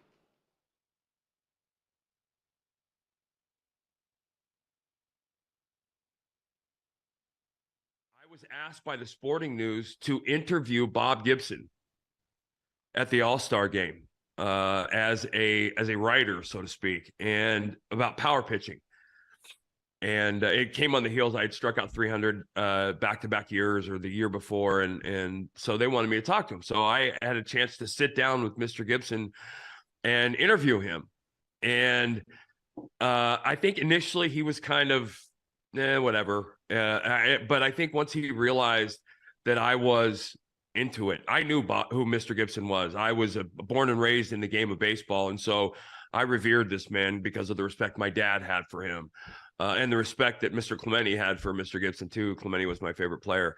And so I sat down and started talking to him. And I think once he realized, I started spitting out his stats and 1.12 ERA and this and that and 3-0 in the World Series, 3 complete, I think once he realized that I had an immense amount of respect for him and I knew who he was, he kind of, I guess I'll use the term loosened up as much as Bob Gibson could loosen up. But we got to talking, and I brought up the subject about hitting batters. And, he was the guy. Everybody, when anybody talks about coming inside, they talk about Bob Gibson and Nolan Ryan. And so I said to him, and because I had a unique perspective, I played for Frank Robinson, who was one of the God's good people, one of my favorite people of all time. And Frank, I'll make this argument. I still believe he is the most underrated Hall of Famer in the history of the game. I think he is, when you talk about best players ever, he should be in the top 3, I think, 3 or 4. Anyway, I asked Bob Gibson about Frank Robinson because I think he hit Frank more than he hit almost anybody in his career. And he said, and he was almost offended. He's like, hell no, did I try and hit Frank Robinson? And I kind of was taken aback. And he said, you don't understand. Every single time I hit Frank Robinson, he homered off me in the next at bat. And I was like, oh, okay. The biggest fear, and I said it last week, I'm terrified as an organization if any of my pitchers are in this tournament. Obviously, you don't want, I think it's the Padres are talking about Juan Soto and him getting back and being ready to play in the tournament. I just don't want my pitchers in this game. You can't avoid the collision contact injuries. They usually generally are rare in baseball, but the pitching stuff worries me. But yeah, if I'm gambling, I got to tell you, I'm very comfortable with Japan at plus 275. Very comfortable. I would have those odds probably lower. I think that they're probably ahead of the USA. And I say that because I haven't seen USA play yet. Their lineup is unbelievable, but there's some questions, and I think your questions around their pitching are legitimate in the sense that the names aren't the same, right? I mean, this is not. I mean, you got Adam Wainwright, who's going to be going, pardon the expression, balls to the wall, because he's 41 years old. This is one of the career highlights. I was on the team that went to Japan in 1998, and I ended up getting hurt after that. That was a max effort, every game meant the world kind of thing that I wasn't expecting or experiencing. And that was after a season of innings. So it'll be interesting. It'll be interesting to see. I think Japan would be the guy. If I was putting 100 today or 1,000 today, I'd put it on Japan.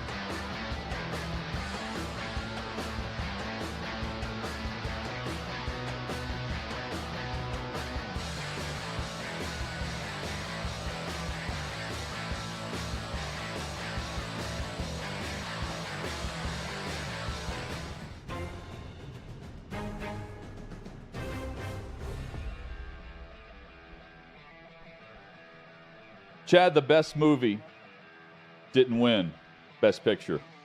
It was Top Gun Maverick. And no, I didn't see Avatar. But those were the two films that grossed over $1 billion worldwide. And I certainly haven't seen the others that were nominated. I'm sure you've at least seen a couple of them. What'd you think of the Oscars last night? I've not seen Everything Everywhere All at Once, which won basically every major like award. 7 awards, right? Jamie Lee Curtis won for supporting actress. I think Michelle Yeoh is the actress's name, who won Best Actress. Short Round from Indiana Jones Temple of Doom. I did see He grew up to win Best Supporting Actor. His speech was phenomenal. A very likable, very emotional speech when he won. Really cool. Brendan Fraser won for The Whale. It's amazing. I thought Jimmy Kimmel was pretty funny, actually, but he had a thing about, there's actually two people that in 1992 co-starred in Encino Man, and it was, and I'm blanking on his name, the guy who played Short Round in Indiana Jones, and Brendan Fraser, and they were both nominated for Oscars for acting, 31 years later after being in Encino Man. And he had some joke about, this really makes Pauly Shore upset as he watches from home right now. Well, then the hug with Harrison Ford was cool. Yeah, the side by side with the hugs of the two. Yeah. It was cool. I thought so. I haven't seen the movie, so I can't say whether it's better or not. I just know the description. They went through all the writing of each movie, And the description of the pitch was, what if we put our mom in the Matrix?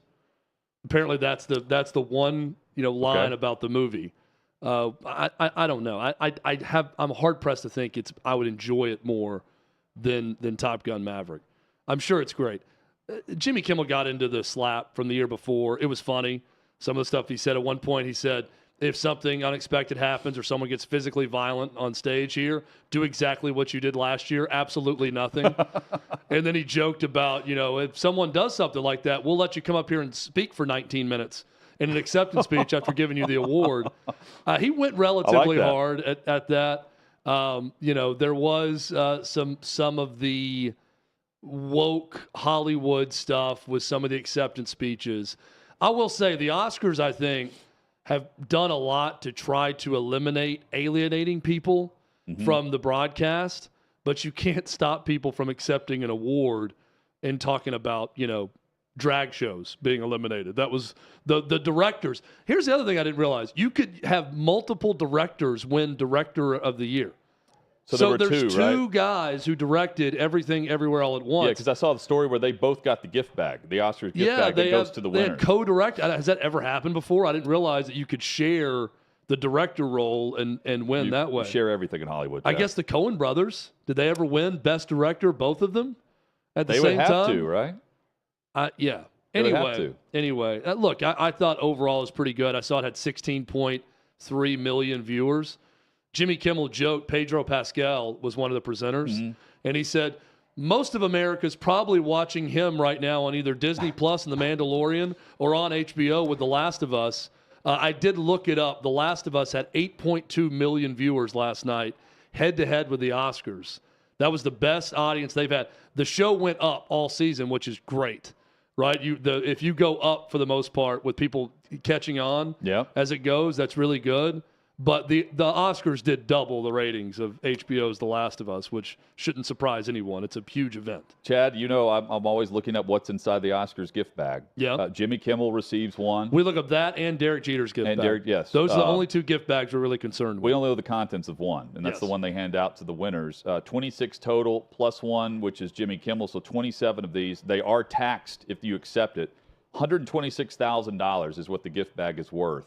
A luxury Canadian getaway valued at $40,000 is in there. Vouchers for cosmetic procedures like liposuction and microneedling. And a PETA Stop Monkey Imports to Labs travel pillow is also included in the gift bag. That is perfectly on brand. That being an item that's in the Oscar gift bag, perfectly on brand. I will say also, big problem with the Oscars is they do some funny bits when they include some of the celebrities, but also you have people who are way too self-serious.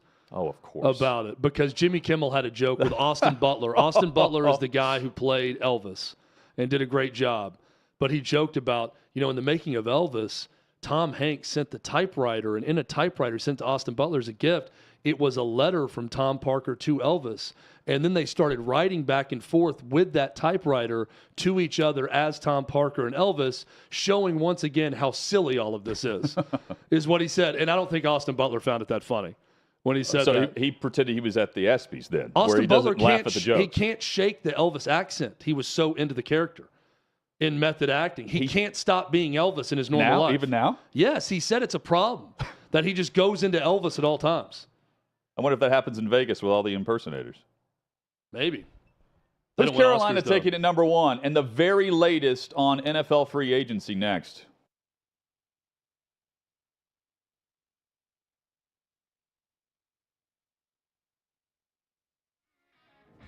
What you're experiencing is the bold taste of a Southern legend. Old Smoky Moonshine and Whiskey. Authentic Tennessee mountain-style spirits. We believe in crafting flavors that were born from tradition but defy expectation. And pioneering a new experience with every sip. Because if it doesn't do this, whoa, it ain't this. Old Smoky Moonshine and Whiskey. Come on, live a little.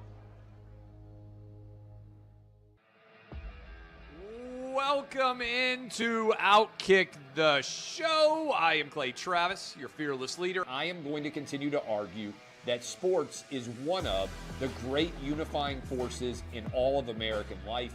ESPN is a sinking ship. Democrats are now the party of the white, woke college graduate.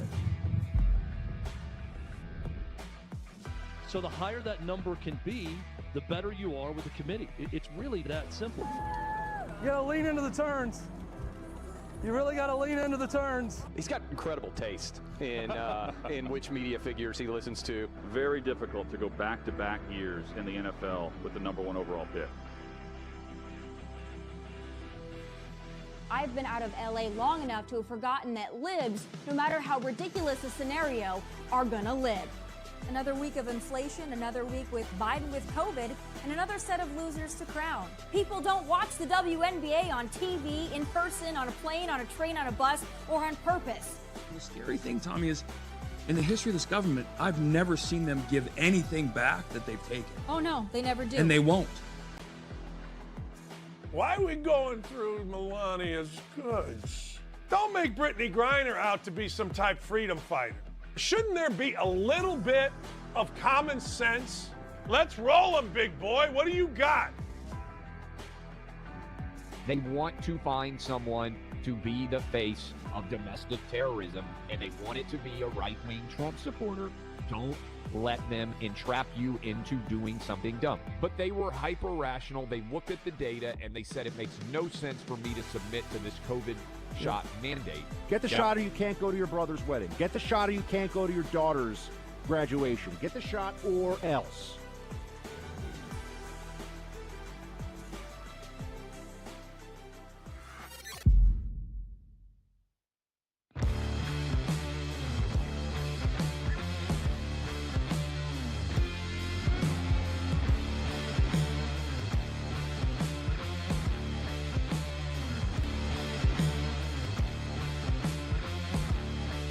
Old Smoky Moonshine and Whiskey, the bold taste of a Southern legend.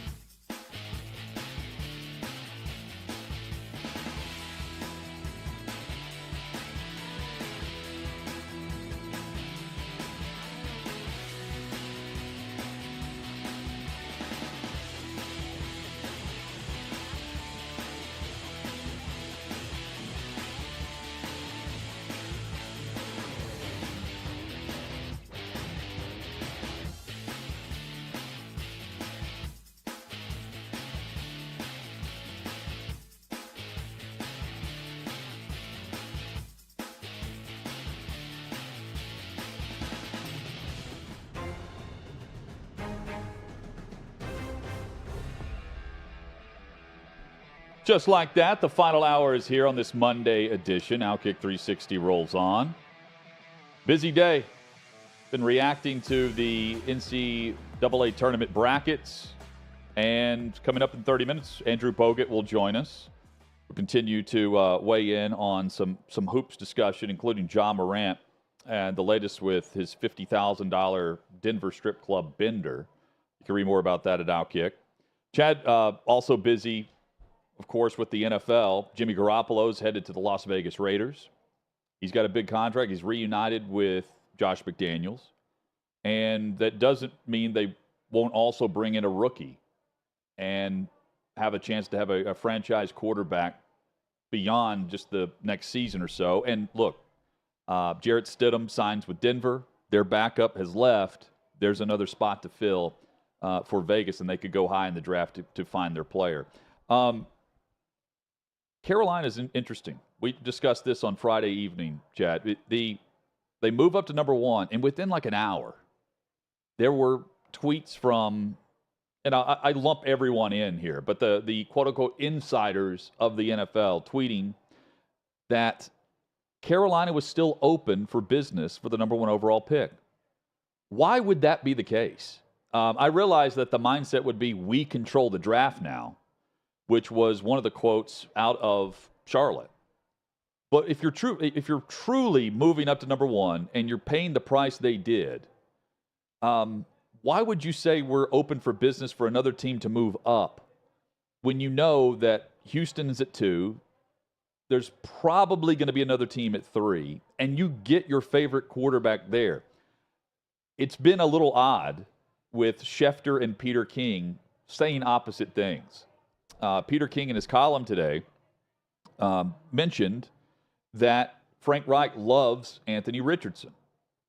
Schefter mentioned that Tepper, the owner, really loves Bryce Young and that Frank Reich likes C.J. Stroud.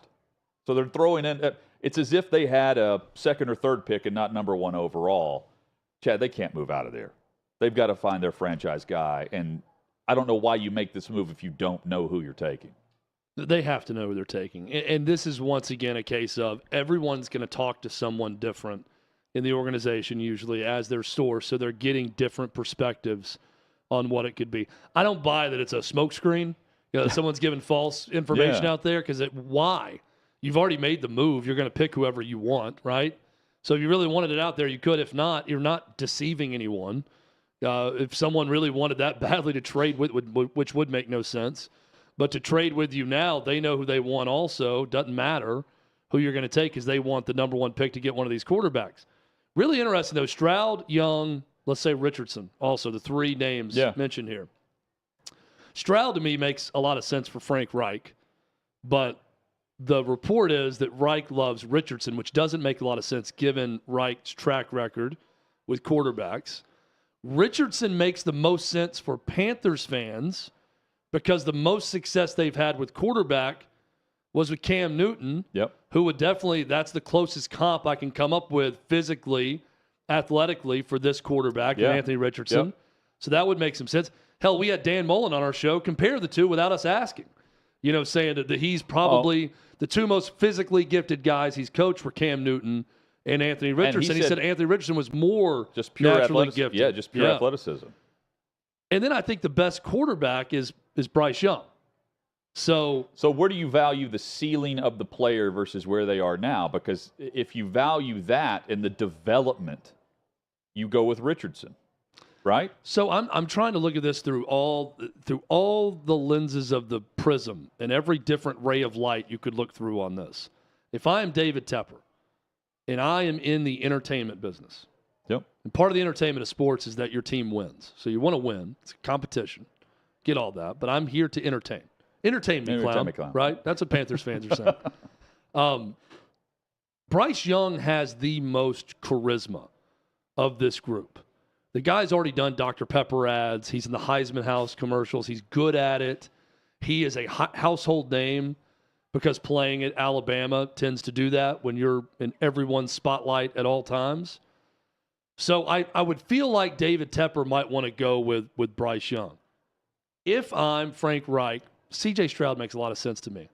If I'm him, just from right now, size, ability, accuracy, anticipation, the way he plays, he can move, but he's not too quick to move out of the pocket. He'll hang in there. Makes a ton of sense. But there's also, I would not vouch for Anthony Richardson, number 1 overall. I'm not doing that at all. I'm not there either. But Young, to me, is the finished product with the lowest ceiling. But he's really good right now. C.J. Stroud could be a lot better than Bryce Young, right? I feel like his ceiling is a little higher than Bryce Young. Anthony Richardson's got the highest ceiling of all of them. And the lowest floor. He could also be Jamarcus Russell. And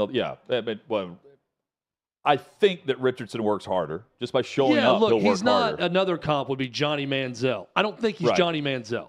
Johnny Manziel had question marks about his life outside of football coming into the draft, right? So I'm not comparing, but his floor is insanely low. We've seen that low floor at Florida. Now the ceiling is sky high. Empire State Building height levels ceiling for him. So it's kind of pick your poison, I think. I don't know that there's just an obvious pick. I would go in order. Young, if I'm the Panthers, I'd go Young, Stroud, Richardson. But you see how I'm saying every I do. side of this could order that totally the opposite based on what you're looking for. And you have a new head coach in Carolina that now has time to develop. I think that's also key. The hot seat's not there for Frank Reich like it was Matt Rule. And, and I'm always, my line of thinking here, if you just close the door in a meeting, the GM and the head coach get together and say, okay, how do we make sure we're not getting the pink slip next December? That factors in, because in the NFL, you've got about 3 years, roughly, give or take, unless you're Nathaniel Hackett, and you have 16 weeks. Point being, I don't see Reich as a hot seat one and done by making the hire that Tepper did. He's brought in because they're making the change, the overhaul at quarterback, and I think his opinion weighs heavily on David Tepper. So if the report is that he loves Richardson, I think that's the way they go. I really do. And Tepper wants the franchise QB. He's been searching for that for years. Traded for Sam Darnold. They draft Matt Corral, who apparently they're now willing to trade. That's a report for the last year's third-round pick. And we know how things ended at quarterback last year. Point being, I think Reich, who was the first to land a job, I think he carries a lot of say in the decision at quarterback specifically. And I think they're more in unison than they're not, even though the reports are very opposite-ended with what the owner wants and what the head coach wants. Hunt, do you buy that there would be a lot of Panthers fans who would like to see Richardson because of comps to Cam Newton? Maybe, but I think there's also, I think fans want what's popular. They want the grade to be an A+. There's also right? no one more popular coming out of the combine than Anthony Richardson. Richardson or C.J. Stroud, who, throwing against air, and you would have thought that, he was winning Super Bowl MVP as a rookie. I think, so going with what's most popular, I think C.J. Stroud, to me, is the least exciting of these guys. That's not a knock at him. I just think in terms of popularity, well, yeah, Bryce Young and Anthony Richardson would probably be more popular, divisive, one because of inconsistency, one because of his height and his size, which probably means C.J. Stroud's the guy they should take, right? Like, there's just not a lot of questions about C.J. Stroud. The biggest question about C.J. Stroud, I asked Bobby Carpenter about this, is he wasn't great against Michigan in back-to-back years. But he looked really good against Georgia in the playoff this year. But here's the thing. The scouts go out and they bring things back, and they're looking for traits, right? Yeah. They're trying to compare a player, which is what Dan Mullen did when he compared to Cam Newton. That's an easy comparison based on the size, speed, athleticism. And then you bring in – I don't know why you hire Frank Reich to not listen to his recommendation on what he wants at the position.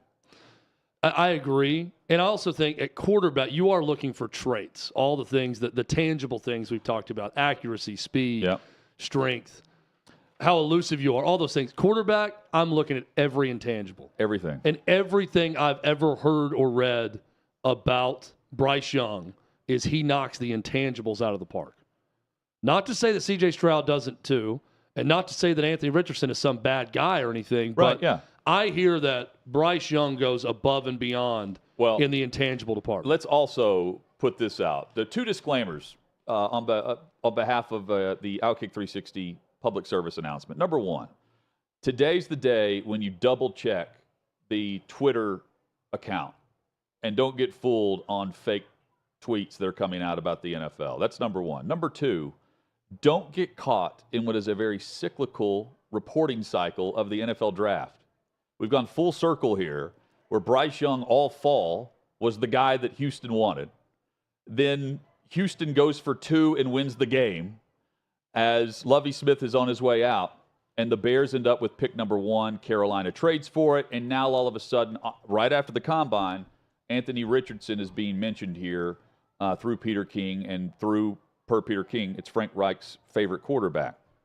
But I always go back to what's been the overriding theme.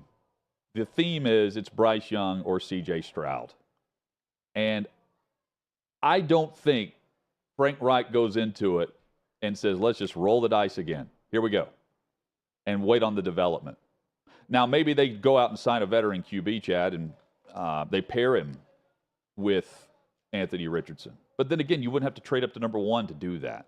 And that's exactly what they've done. I also think when you just draft number 1, even if it's Anthony Richardson, you throw him to the Wolves. You throw him out there. I agree. Number You're 1. You're drafting me the guy. Like, let's get this thing going. Like, he can learn on the job as we go. If you're going to draft him number 1 overall, you're saying he's got everything mentally that we need in a quarterback so he can learn on the job. Someone in our YouTube chat, Tony, says, C.J. Stroud is boring with a high floor. Stroud is Matt Ryan 2.0. I don't know if he meant that as a compliment or a diss, but how many NFL teams would like Matt Ryan's production for the years that Atlanta had him? Sure. As a former number 1 overall pick. MVP. I mean, I hear MVP. That and I think that's really good. If you're saying C.J. Stroud is Matt Ryan 2.0. That's really good for Carolina, right? Yes. That's the quarterback if that I they've said lacked, behind this door is Matt Ryan's career 2.0. Unless he's comparing him to Matt Ryan now. In the NFC South. Yeah. Clarify what year you're talking about. Are you talking about Matt Ryan in the second half of the Super Bowl he played in? Or the first half? Or the Falcons early Matt Ryan or the Colts Matt Ryan? Let's At this clarify. rate, Matt Ryan's going to end up in New York unless the Jets can find out something from Aaron Rodgers. They've got to be sweating it today with all the quarterback news. Garoppolo in Vegas to the Raiders, official on Wednesday. Just real quick, just running through the other news. Baker Mayfield, Armando had this March 1st. The Buccaneers are targeting him. Jarrett Stidham goes from Vegas to Denver. The Houston Texans, who were they were being mentioned for Garoppolo, they end up going with Case Keenum. Case Keenum will be backing up whoever they draft at number 2 overall. Chad, saw the contract extension for one of your favorite coaches, Dennis Gates, at Missouri. And what a nice run they had in the SEC tournament. But he's rewarded for what's been a very phenomenal season compared to where they were a year ago. I love the way they play. You can tell personality-wise they play hard for him. And teams that quickly adopt the head coach's personality and style, that's a sign of really good coaching to me. And that's what Dennis Gates is. I may be the only person picking Missouri over Utah State. Based on all analysis I've read, based on everything I've seen, Utah State, by the way, Vegas is picking Utah State as the 10 seed. They're a 3.5-point favorite over Missouri as the 7 seed, but I think they're going to win that game. But just the fact that they're in the NCAA tournament, they returned one true contributor from last year, Kobe Brown, who's a really good player and was a star for Missouri this year. But with freshmen, with a lot of transfers, he was able to quickly transform that roster and get them to an NCAA tournament, to the semis of the SEC tournament. Incredible job in year 1, and smart of Missouri to lock him up. And Will Wade is back in coaching. He's the new head coach at McNeese State. So he does have a chance to climb the ladder once again. Strong-ass offers, they're headed your way. Dan Dockich always, tells us the line almost every time he joins us about, if you're going to get fired, you just can't get fired for losing. You can come back if you get fired for anything else. Well, Will Wade got caught with his hand in the cookie jar on a few occasions. It was a strong-ass offer at LSU, gets fired for, the traditional route, paying players of what's gone on for a long time. Chris Beard gets fired for a different reason. Guess what? I think Will Wade went to 3 NCAA tournaments in 5 years at LSU, had a really good team 1 year. Chris Beard, we know what he can do as a coach at multiple stops now. And what are those guys doing? They're working. Now, Will Wade's fall from LSU to McNeese State's a little more severe than Chris Beard's fall from Texas to Ole Miss. Yes. Chad, A&M, they're a 7 seed. And I think you're spot on. And I think the other thing that the committee and the tournament would love, they love pairing certain storylines to meet up down the path of the bracket. And in round 2, in the round of 32, Texas and Texas A&M could potentially tip off. And we don't have to wait for kickoff. You wait for tip-off in this matchup. I absolutely believe that played a factor as well. You can seed them down all you want, but they also put them in the same bracket for a reason. Yeah, no, this is the classic. We're going to get this is like Louisville, Kentucky with Pitino. Yeah, we're going to get the matchup that we want, whether it be a coach versus his former assistant or two schools with bad blood or two coaches with bad blood or whatever it may be, Texas A&M makes a ton of sense for the NCAA tournament to get a lot of eyeballs on that game in round 2. And I think it's really threefold here. To get Texas A&M, knowing the Longhorns were going to be a 2 seed, you put A&M as a 7 seed. 2, talked about it earlier, Buzz Williams' rant a year ago against the NCAA Tournament Selection Committee. They don't forget. They're like elephants. They remembered. They got them the next year. 3, the big knock on A&M a year ago was non-conference scheduling, and Buzz Williams didn't schedule much better, and they sucked in the non-conference, even with a bad non-conference schedule. So I think they were overly penalized for a bad non-conference because it was almost like the NCAA said, we told you a year ago, we warned you, all the talk was your non-conference scheduling was weak and you didn't do particularly well, so the late run didn't help. And I think they're saying the same thing now this year. I don't think it's right. I look at A&M and I watch them. I think probably 4 or 5 seed, more realistically probably a 5 seed in this tournament, but the selection committee says otherwise. Are you like me whenever you fill out the bracket? So we were told, 10 days ago probably, have Drake winning in your bracket. And now they're the most popular pick among the upsets on the path to the Sweet 16. And looking at some of the bracket analysis for what the millions upon millions of people are picking. Because of that, whenever I'm filling out a bracket, I can't have them win. Like mentally, I'm like, well, okay, if Drake falls out here and I continue down the path and everyone else is knocked out on the bracket, that gives me a couple extra points. That's how I go about filling it out in pen. Yeah, so I think that you can get into some paralysis by analysis when you're looking at games if you go too in-depth on some of them. So I try to avoid that. I'll give you my example, Charleston. Okay. Charleston's this fun group. They won a ton of games. They shoot threes within 5 seconds of the shot clock. They're going to be a team. They're like Maryland, Baltimore County.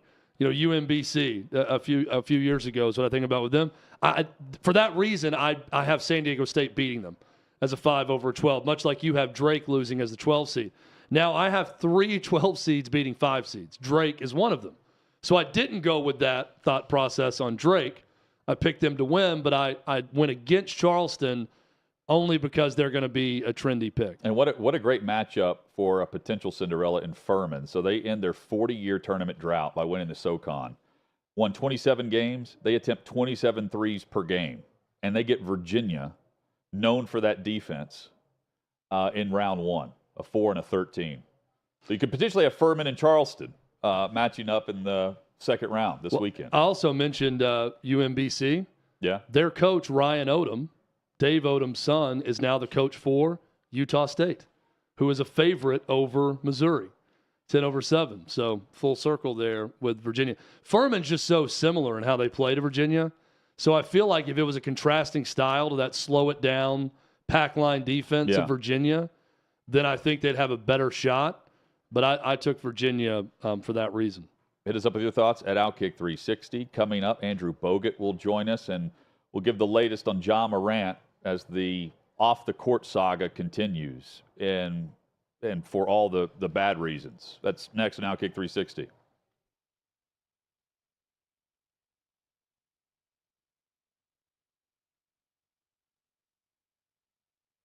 Does it feel like every single year, it feels like we start things off earlier than the year before? Like it blew my mind. Like I was scrolling through social media like last week or the week before last, and you got Vanderbilt rolling, you got Florida going, Kentucky's now going, but then you got some schools that are holding off, till the middle of March, to start spring practice. Before you know it, Mike, like the national championship's going to end, and 2 weeks later they're going to start spring practice. It's getting crazy, bro.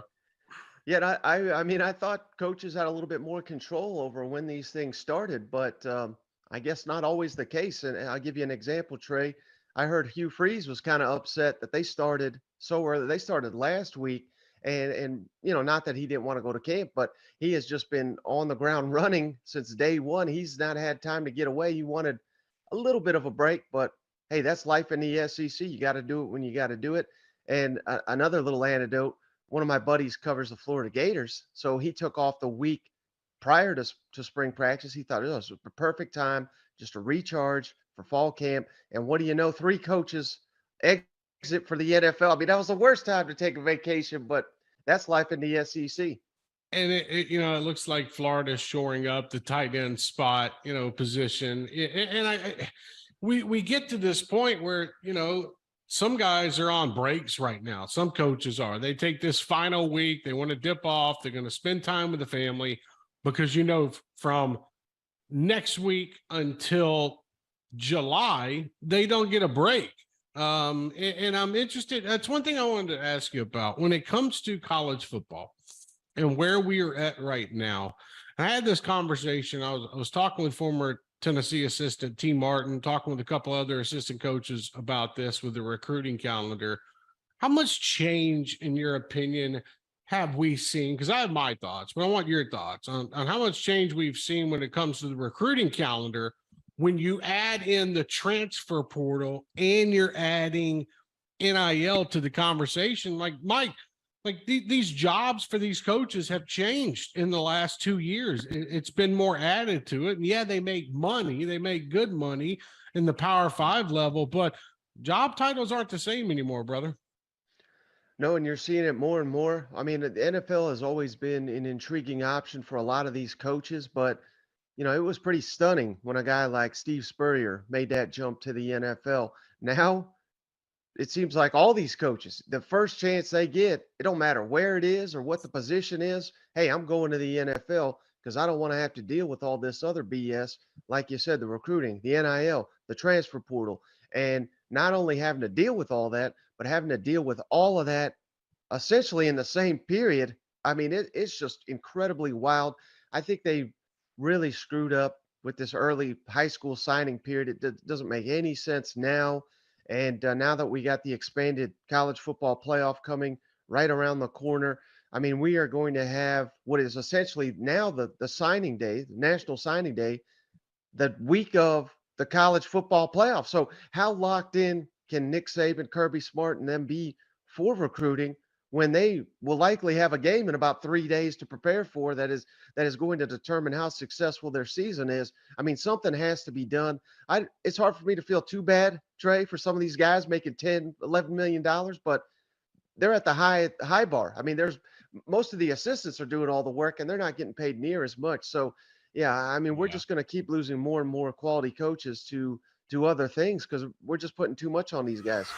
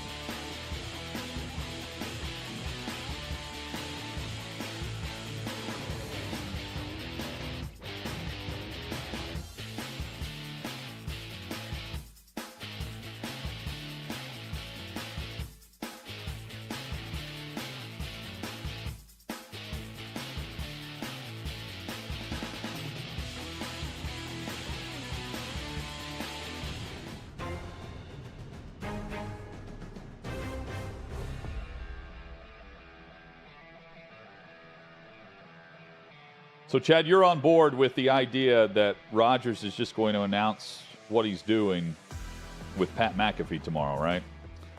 Yeah, I don't know either way. I don't know that the Jets have to be a part of this and the Packers. So even if they had the deal done right now, would they really want Aaron Rodgers announcing their trade on Pat McAfee? Well, it's already been reported that they've done the negotiation on the trade end of things, that they're fine with the compensation, whatever it is. Yeah. And now they're just waiting to find out if Rodgers wants to play. But you see what I'm saying? It would be one thing. I would be much more confident in saying Rodgers will break the news on Pat McAfee's show if it was just Aaron Rodgers, a free agent signing somewhere or coming out of retirement or whatever. If he was the decision maker in it all. but he's not the only decision maker. So do I think that he's going to make the announcement on behalf of the Jets and the Packers? I don't know. I feel like it'll be leaked beforehand if that's the case, right? Like, are they going to just hold back and not say anything? I think the Packers will and get say, it out. yeah, Aaron, you go announce it however you want, high on ayahuasca on Pat McAfee show or I think whatever. The Panthers just want to wash their the Panthers. The Packers just want to wash their hands of it. Yeah, they probably don't care, but I'm saying with two teams and a player involved, I just don't know they're going to leave it up to Rodgers to announce the whole deal. Yeah, so here's the compensation also. I honestly don't think they know. Guys, I've got this in front of me. Compensation on the deal is going to be, for me, on behalf of the Jets. It's like, I mean, that's just odd to me. So San Francisco now has but I hope he announces there. 2 third-round picks, or third overall picks playing for them. They have Trey Lance, and they've recently just signed Sam Darnold as well. He replaces, in effect, on the roster, Jimmy Garoppolo, who's the next quarterback with the Raiders, at least for now, prior to the NFL draft. That deal will get the people going. Anytime you bring on a veteran that One-year can compete as a contract. backup, that'll – Niners fans are just ecstatic over the addition of Sam Darnold. And you have a 7th-round pick who's your likely starter in Brock Purdy. Chad, switching gears, Ja Morant in the headlines for all the wrong reasons. And photos surfaced, which you can see at Outkick. New York Post had them, where you can see Morant in a strip club in Denver. Same place where, they can see the gun visible and all that on a recent road trip, which is league business, which is against league policy. And you see him in the champagne room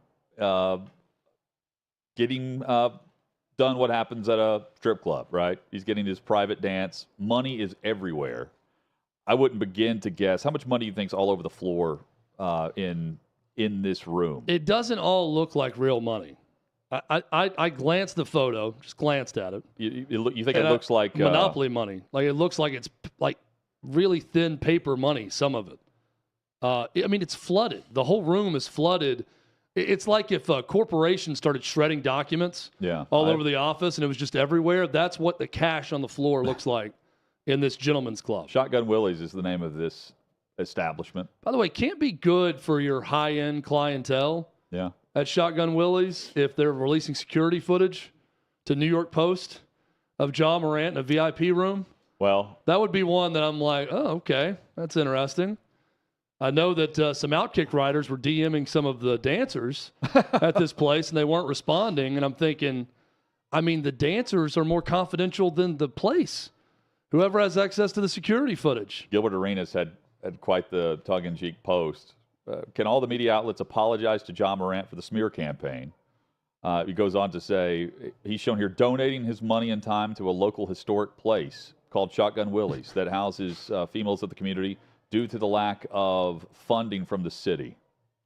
That from Gilbert Arenas. That's pretty funny. Who got away with all kinds of stuff in recent interviews. That's really funny from Gilbert. On a serious tone, though, that Morant continues to be on his sabbatical. The NBA's got to get this right. They have to make sure they're doing everything possible. And at some point, it's on Morant. And it starts with him. But listening to Charles Barkley over the weekend, Shaquille O'Neal certainly chimed in too. There are a number of former players, coaches, those around the game that are saying, it's time that someone steps in and does something. That's being done on behalf of the Grizzlies right now.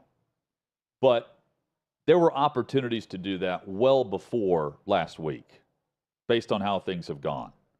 And if you stand aside too long, Chad, we know where this is headed. It's not going to end well for Ja Morant, who has everything in front of him. One of the top players on the planet. Has Memphis and the Grizzlies organization as a contender because of him. And instead, he's getting his mind right on a sabbatical instead of helping his team as the postseason nears. Well, and the number one priority for the NBA is they don't want to be called racist about any of this, right? So that's the last thing they want. When there was the Malice in the Palace, if you remember David Stern at the time, what was the response to that? We're going to have a dress code now? Yeah.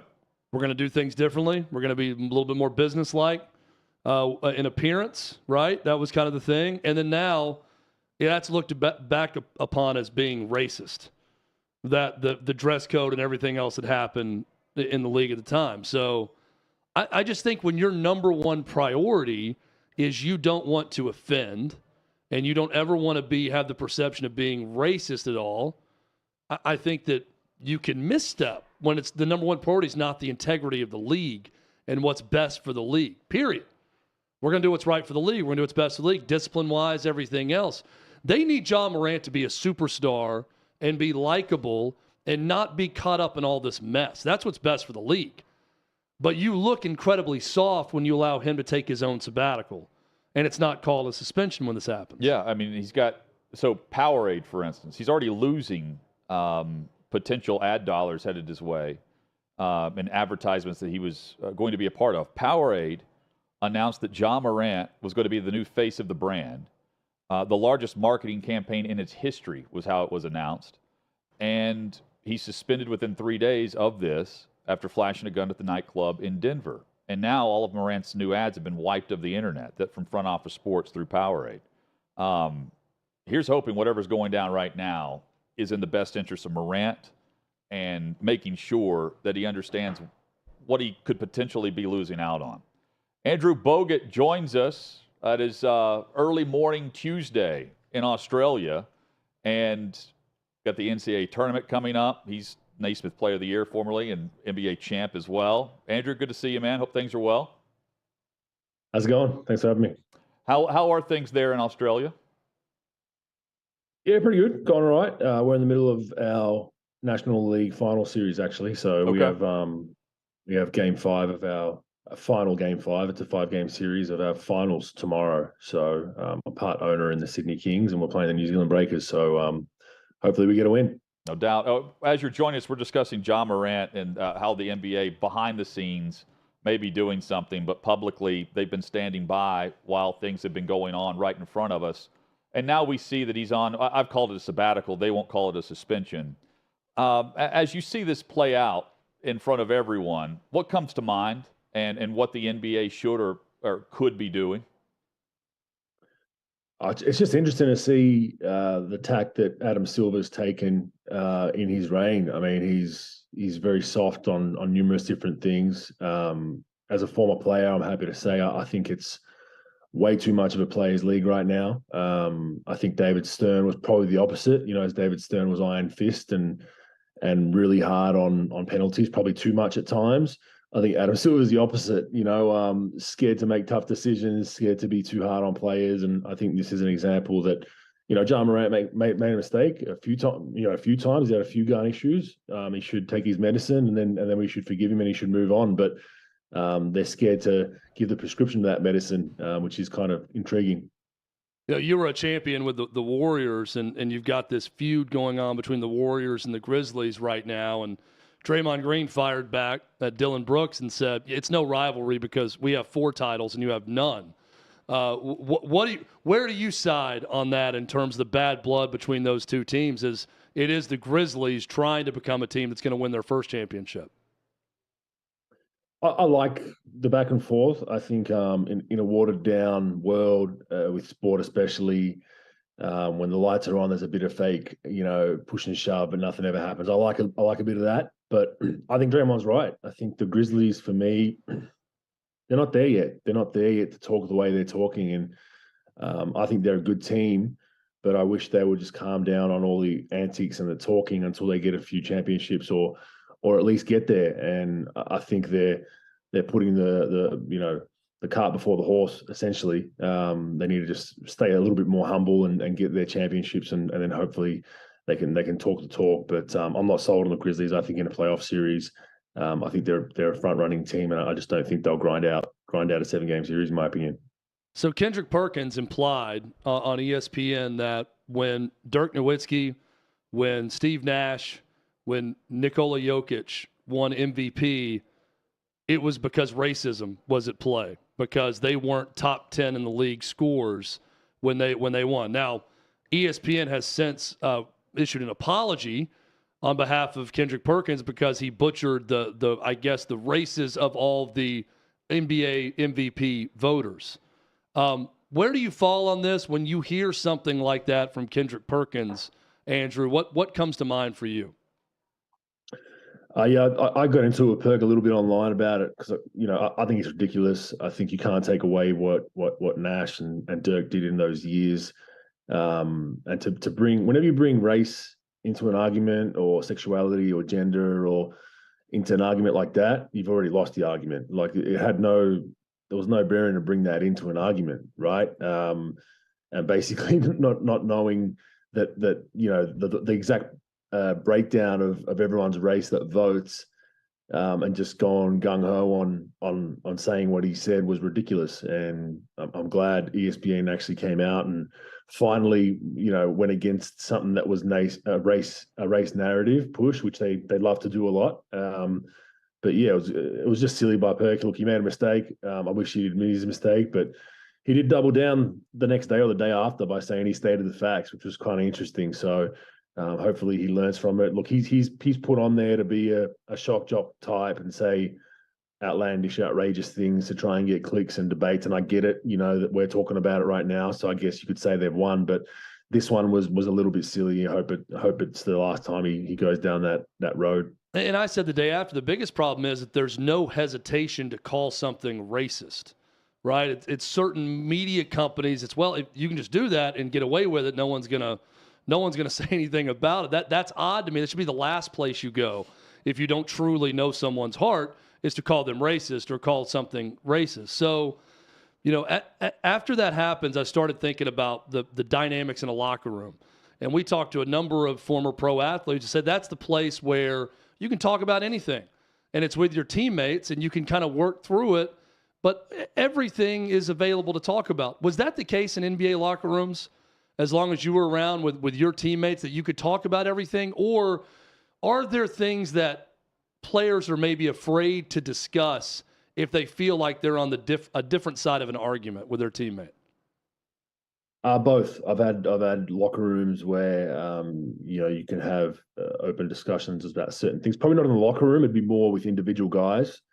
Harrison Barnes was a guy that I really enjoyed spending time with because we had some heated debates about different things about the world. Obviously I was a migrant technically to the US, and my family migrated from Croatia to Australia, so faced our own battles with racism at times and all that kind of stuff. And then Harrison had a whole different tack with it, growing up in Iowa. So it was interesting to have that debate, but we could have it as adults. Like we could actually, prod each other about different things. Oh, I didn't realize that. And I learned things from him and vice versa. But then there were some guys that you just couldn't have a discussion because it was just the mainstream narrative of whatever they, regurgitated from ESPN or CNN or MSNBC, right?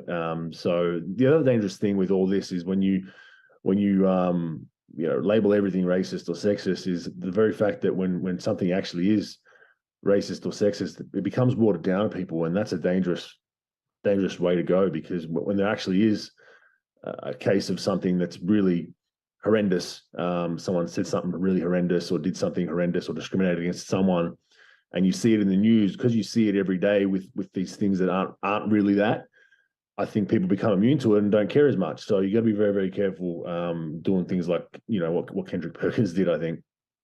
Andrew Bogut, our guest on Outkick 360. I honestly, we're at a point, you're mentioning it, I'm not surprised with what Perkins said. I was surprised with J.J. Redick and his response, because I just don't hear or see that in the position that he was in there with ESPN personally. And Redick has been someone that's been very vocal on many of the woke issues of the NBA. But in this case, Perkins wants to say he's spitting facts. So was J.J. Redick.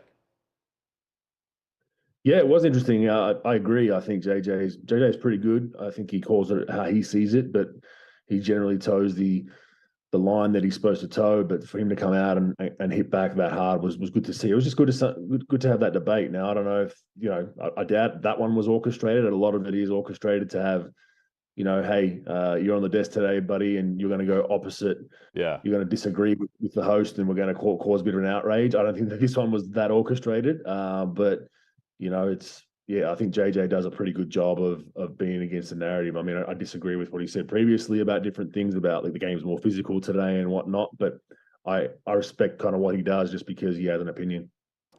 Andrew, help me with this. So Chad and I have had the debate. I think he's right down the line with me on this. I don't think NBA coaches have all that much power.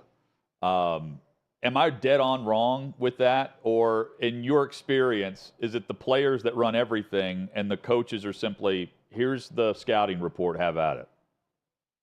Yeah, the game, you're spot on. The game's completely changed. And it kind of changes as I was going year by year in the league. I joined the league in 2005 and it was still a coaches run league then under David Stern. And it was still, there was some hard-nosed coaches. I played for Scott Skiles, who was very hard-nosed, but I respected him greatly. A very high basketball IQ, but hard-nosed. He made you work. You're going to work for your check. Like we're not here to just coast through things. But the way I would equate it is, back then it was most coaches, it was 70, 80, 90% X's and O's was the important thing to have on the resume. How can they coach? How can they draw up plays? What sets do they run? How are they defensively? I think today it's gone 70, 80% people management. The X's and O's aren't as important by far. It's completely flipped on its head. And it's about how you can identify, converse with your best player. What's your relationship like? How can you handle the guy that's not getting minutes, that's now salty and wants to, go crazy? How can you handle a cancer in the locker room? How can you handle two players that don't get along? It's all people management. And I think, Steve Kerr did a fantastic job of that. And that's the way the game's going. You got to know each guy. Hey, I know this guy. If I cuss him out, he's going to respond. Draymond Green's probably an example. Steve Kerr knew that if he had a bit of Draymond's playing bad and you get into him a little bit, he's going to go back at you, but he's going to then fire up. Whereas there's other players you might need to give a hug. You can't paint them all with the same brush. And that's what it's become in NBA basketball. It's knowing personalities. And if you don't get along with your players, you can be Pat Riley, Phil Jackson, Red Auerbach, you're going to get fired. And that's the unfortunate reality of where the game is today. It's very, very kind of cotton wool mentality with managing players. And it is a player-run league, heavily player-run league in 2023. Andrew Bogut, our guest, the host of the podcast Rogues Bogues, which you can check out wherever you download your podcasts. Final thing for you. What is the solution for the NBA with load management? And what does the league owe the fans, especially on the road, when the top players are sitting out, not because they're hurt, but because the future possible injury could be impacted by the workload that they're giving on a daily basis? I mean, this is a Rubik's Cube of a discussion. Is it a big issue? I think it is. Yeah, and I think you're spot on. It's not the players. It's like let's get this straight. Like as a former player, I was told a few games when I was in certain teams, like we're not playing you tonight. We're just going to rest you. And it was like, okay, do I have any say? No. Like we want to rest you tomorrow, right? So, like you said, it's the risk of future injury. You've had previous injuries. We don't want to overload you. I mean, the solution maybe one that's been suggested is you have a minimum number of games played for any bonuses or any all-star votes or any awards. So defensive player of the year, all defensive team, all NBA team. But that's only a select group of players in itself. So that's only 30 or 40 players, right, that get these awards. So it still hasn't solved it completely, but they need to do something. On the podcast I do with Rogue Bogues, we've got a guy named Mike Procopio, who was an NBA assistant coach for a number of years with Dallas Mavericks. He's got his own little basketball business. He suggested that there's an insurance policy on ticket purchases to fix this. So if you buy a ticket, well, let's say it was actually quite a good idea. If you buy a ticket to see, the Phoenix Suns and you want to see Kevin Durant, you get an insurance policy with it. You pay an extra $10 or whatever, and if he doesn't play, you get a refund of 50, 60% for that ticket, or you get some sort of goods, or you get free drinks or free condiments, whatever it is. And that was quite interesting of a way to play it. And I don't think that's a bad idea. But there's no one way to solve it. And if you put in rules that are hard line to stop it, there's the NBA the teams and players can cheat. I've got back spasms. They don't show up on a scan. They don't show up anywhere. You don't know if I've got back spasms. I'm telling you I do, and I can't walk properly. well, how's the NBA going to stop that? So they're in a tough spot to mandate any kind of rules. But I think the bonuses on their contracts for awards is probably a start. And maybe you set it at 70 games minimum to be in contention for an award. I think that's pretty fair. Andrew Bogut has been our guest. Check out Rogue Bogues, the podcast, and on YouTube. Should have mentioned that as well, wherever you find your audio and download to your phone. Andrew, thanks so much, man, for the perspective today. Monday here, Tuesday there, and have a great day as you're getting it started there. No worries. Thanks for having me. Yeah, man. There, Andrew Bogut. Cool there, and great perspective from the NBA Fun point of view there. Coming up, final analysis as we look ahead to some of the bigger storylines from the NCAA tournament. And snubbed, there's a team that we haven't mentioned that feels like they deserve in based on what they did with the team on the bubble. That's next on Outkick 360. What you're experiencing is the bold taste of a Southern legend. Old Smoky Moonshine and Whiskey. Authentic Tennessee mountain-style spirits. We believe in crafting flavors that were born from tradition but defy expectation. And pioneering a new experience with every sip. Because if it doesn't do this, whoa, it ain't this. Old Smoky Moonshine and Whiskey. Come on, live a little. Welcome into Outkick the show. I am Clay Travis, your fearless leader. I am going to continue to argue that sports is one of the great unifying forces in all of American life. ESPN is a sinking ship.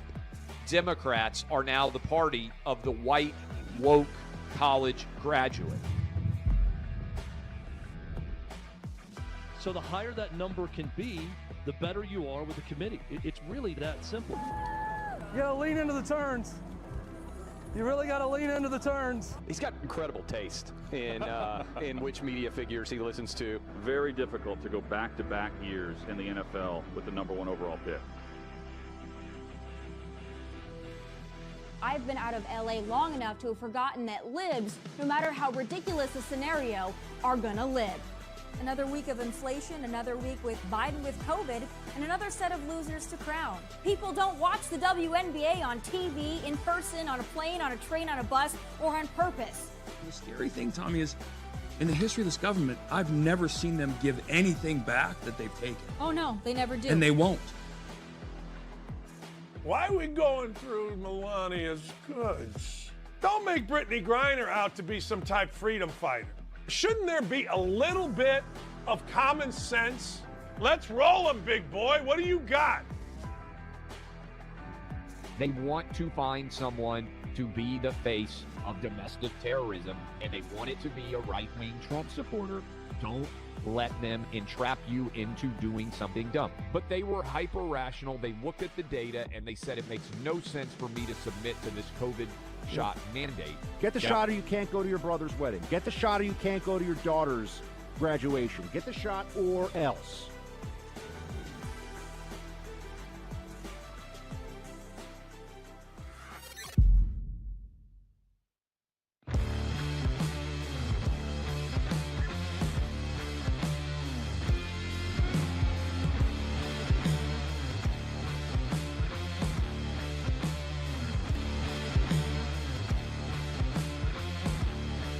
Old Smoky Moonshine and Whiskey. The bold taste of a Southern legend.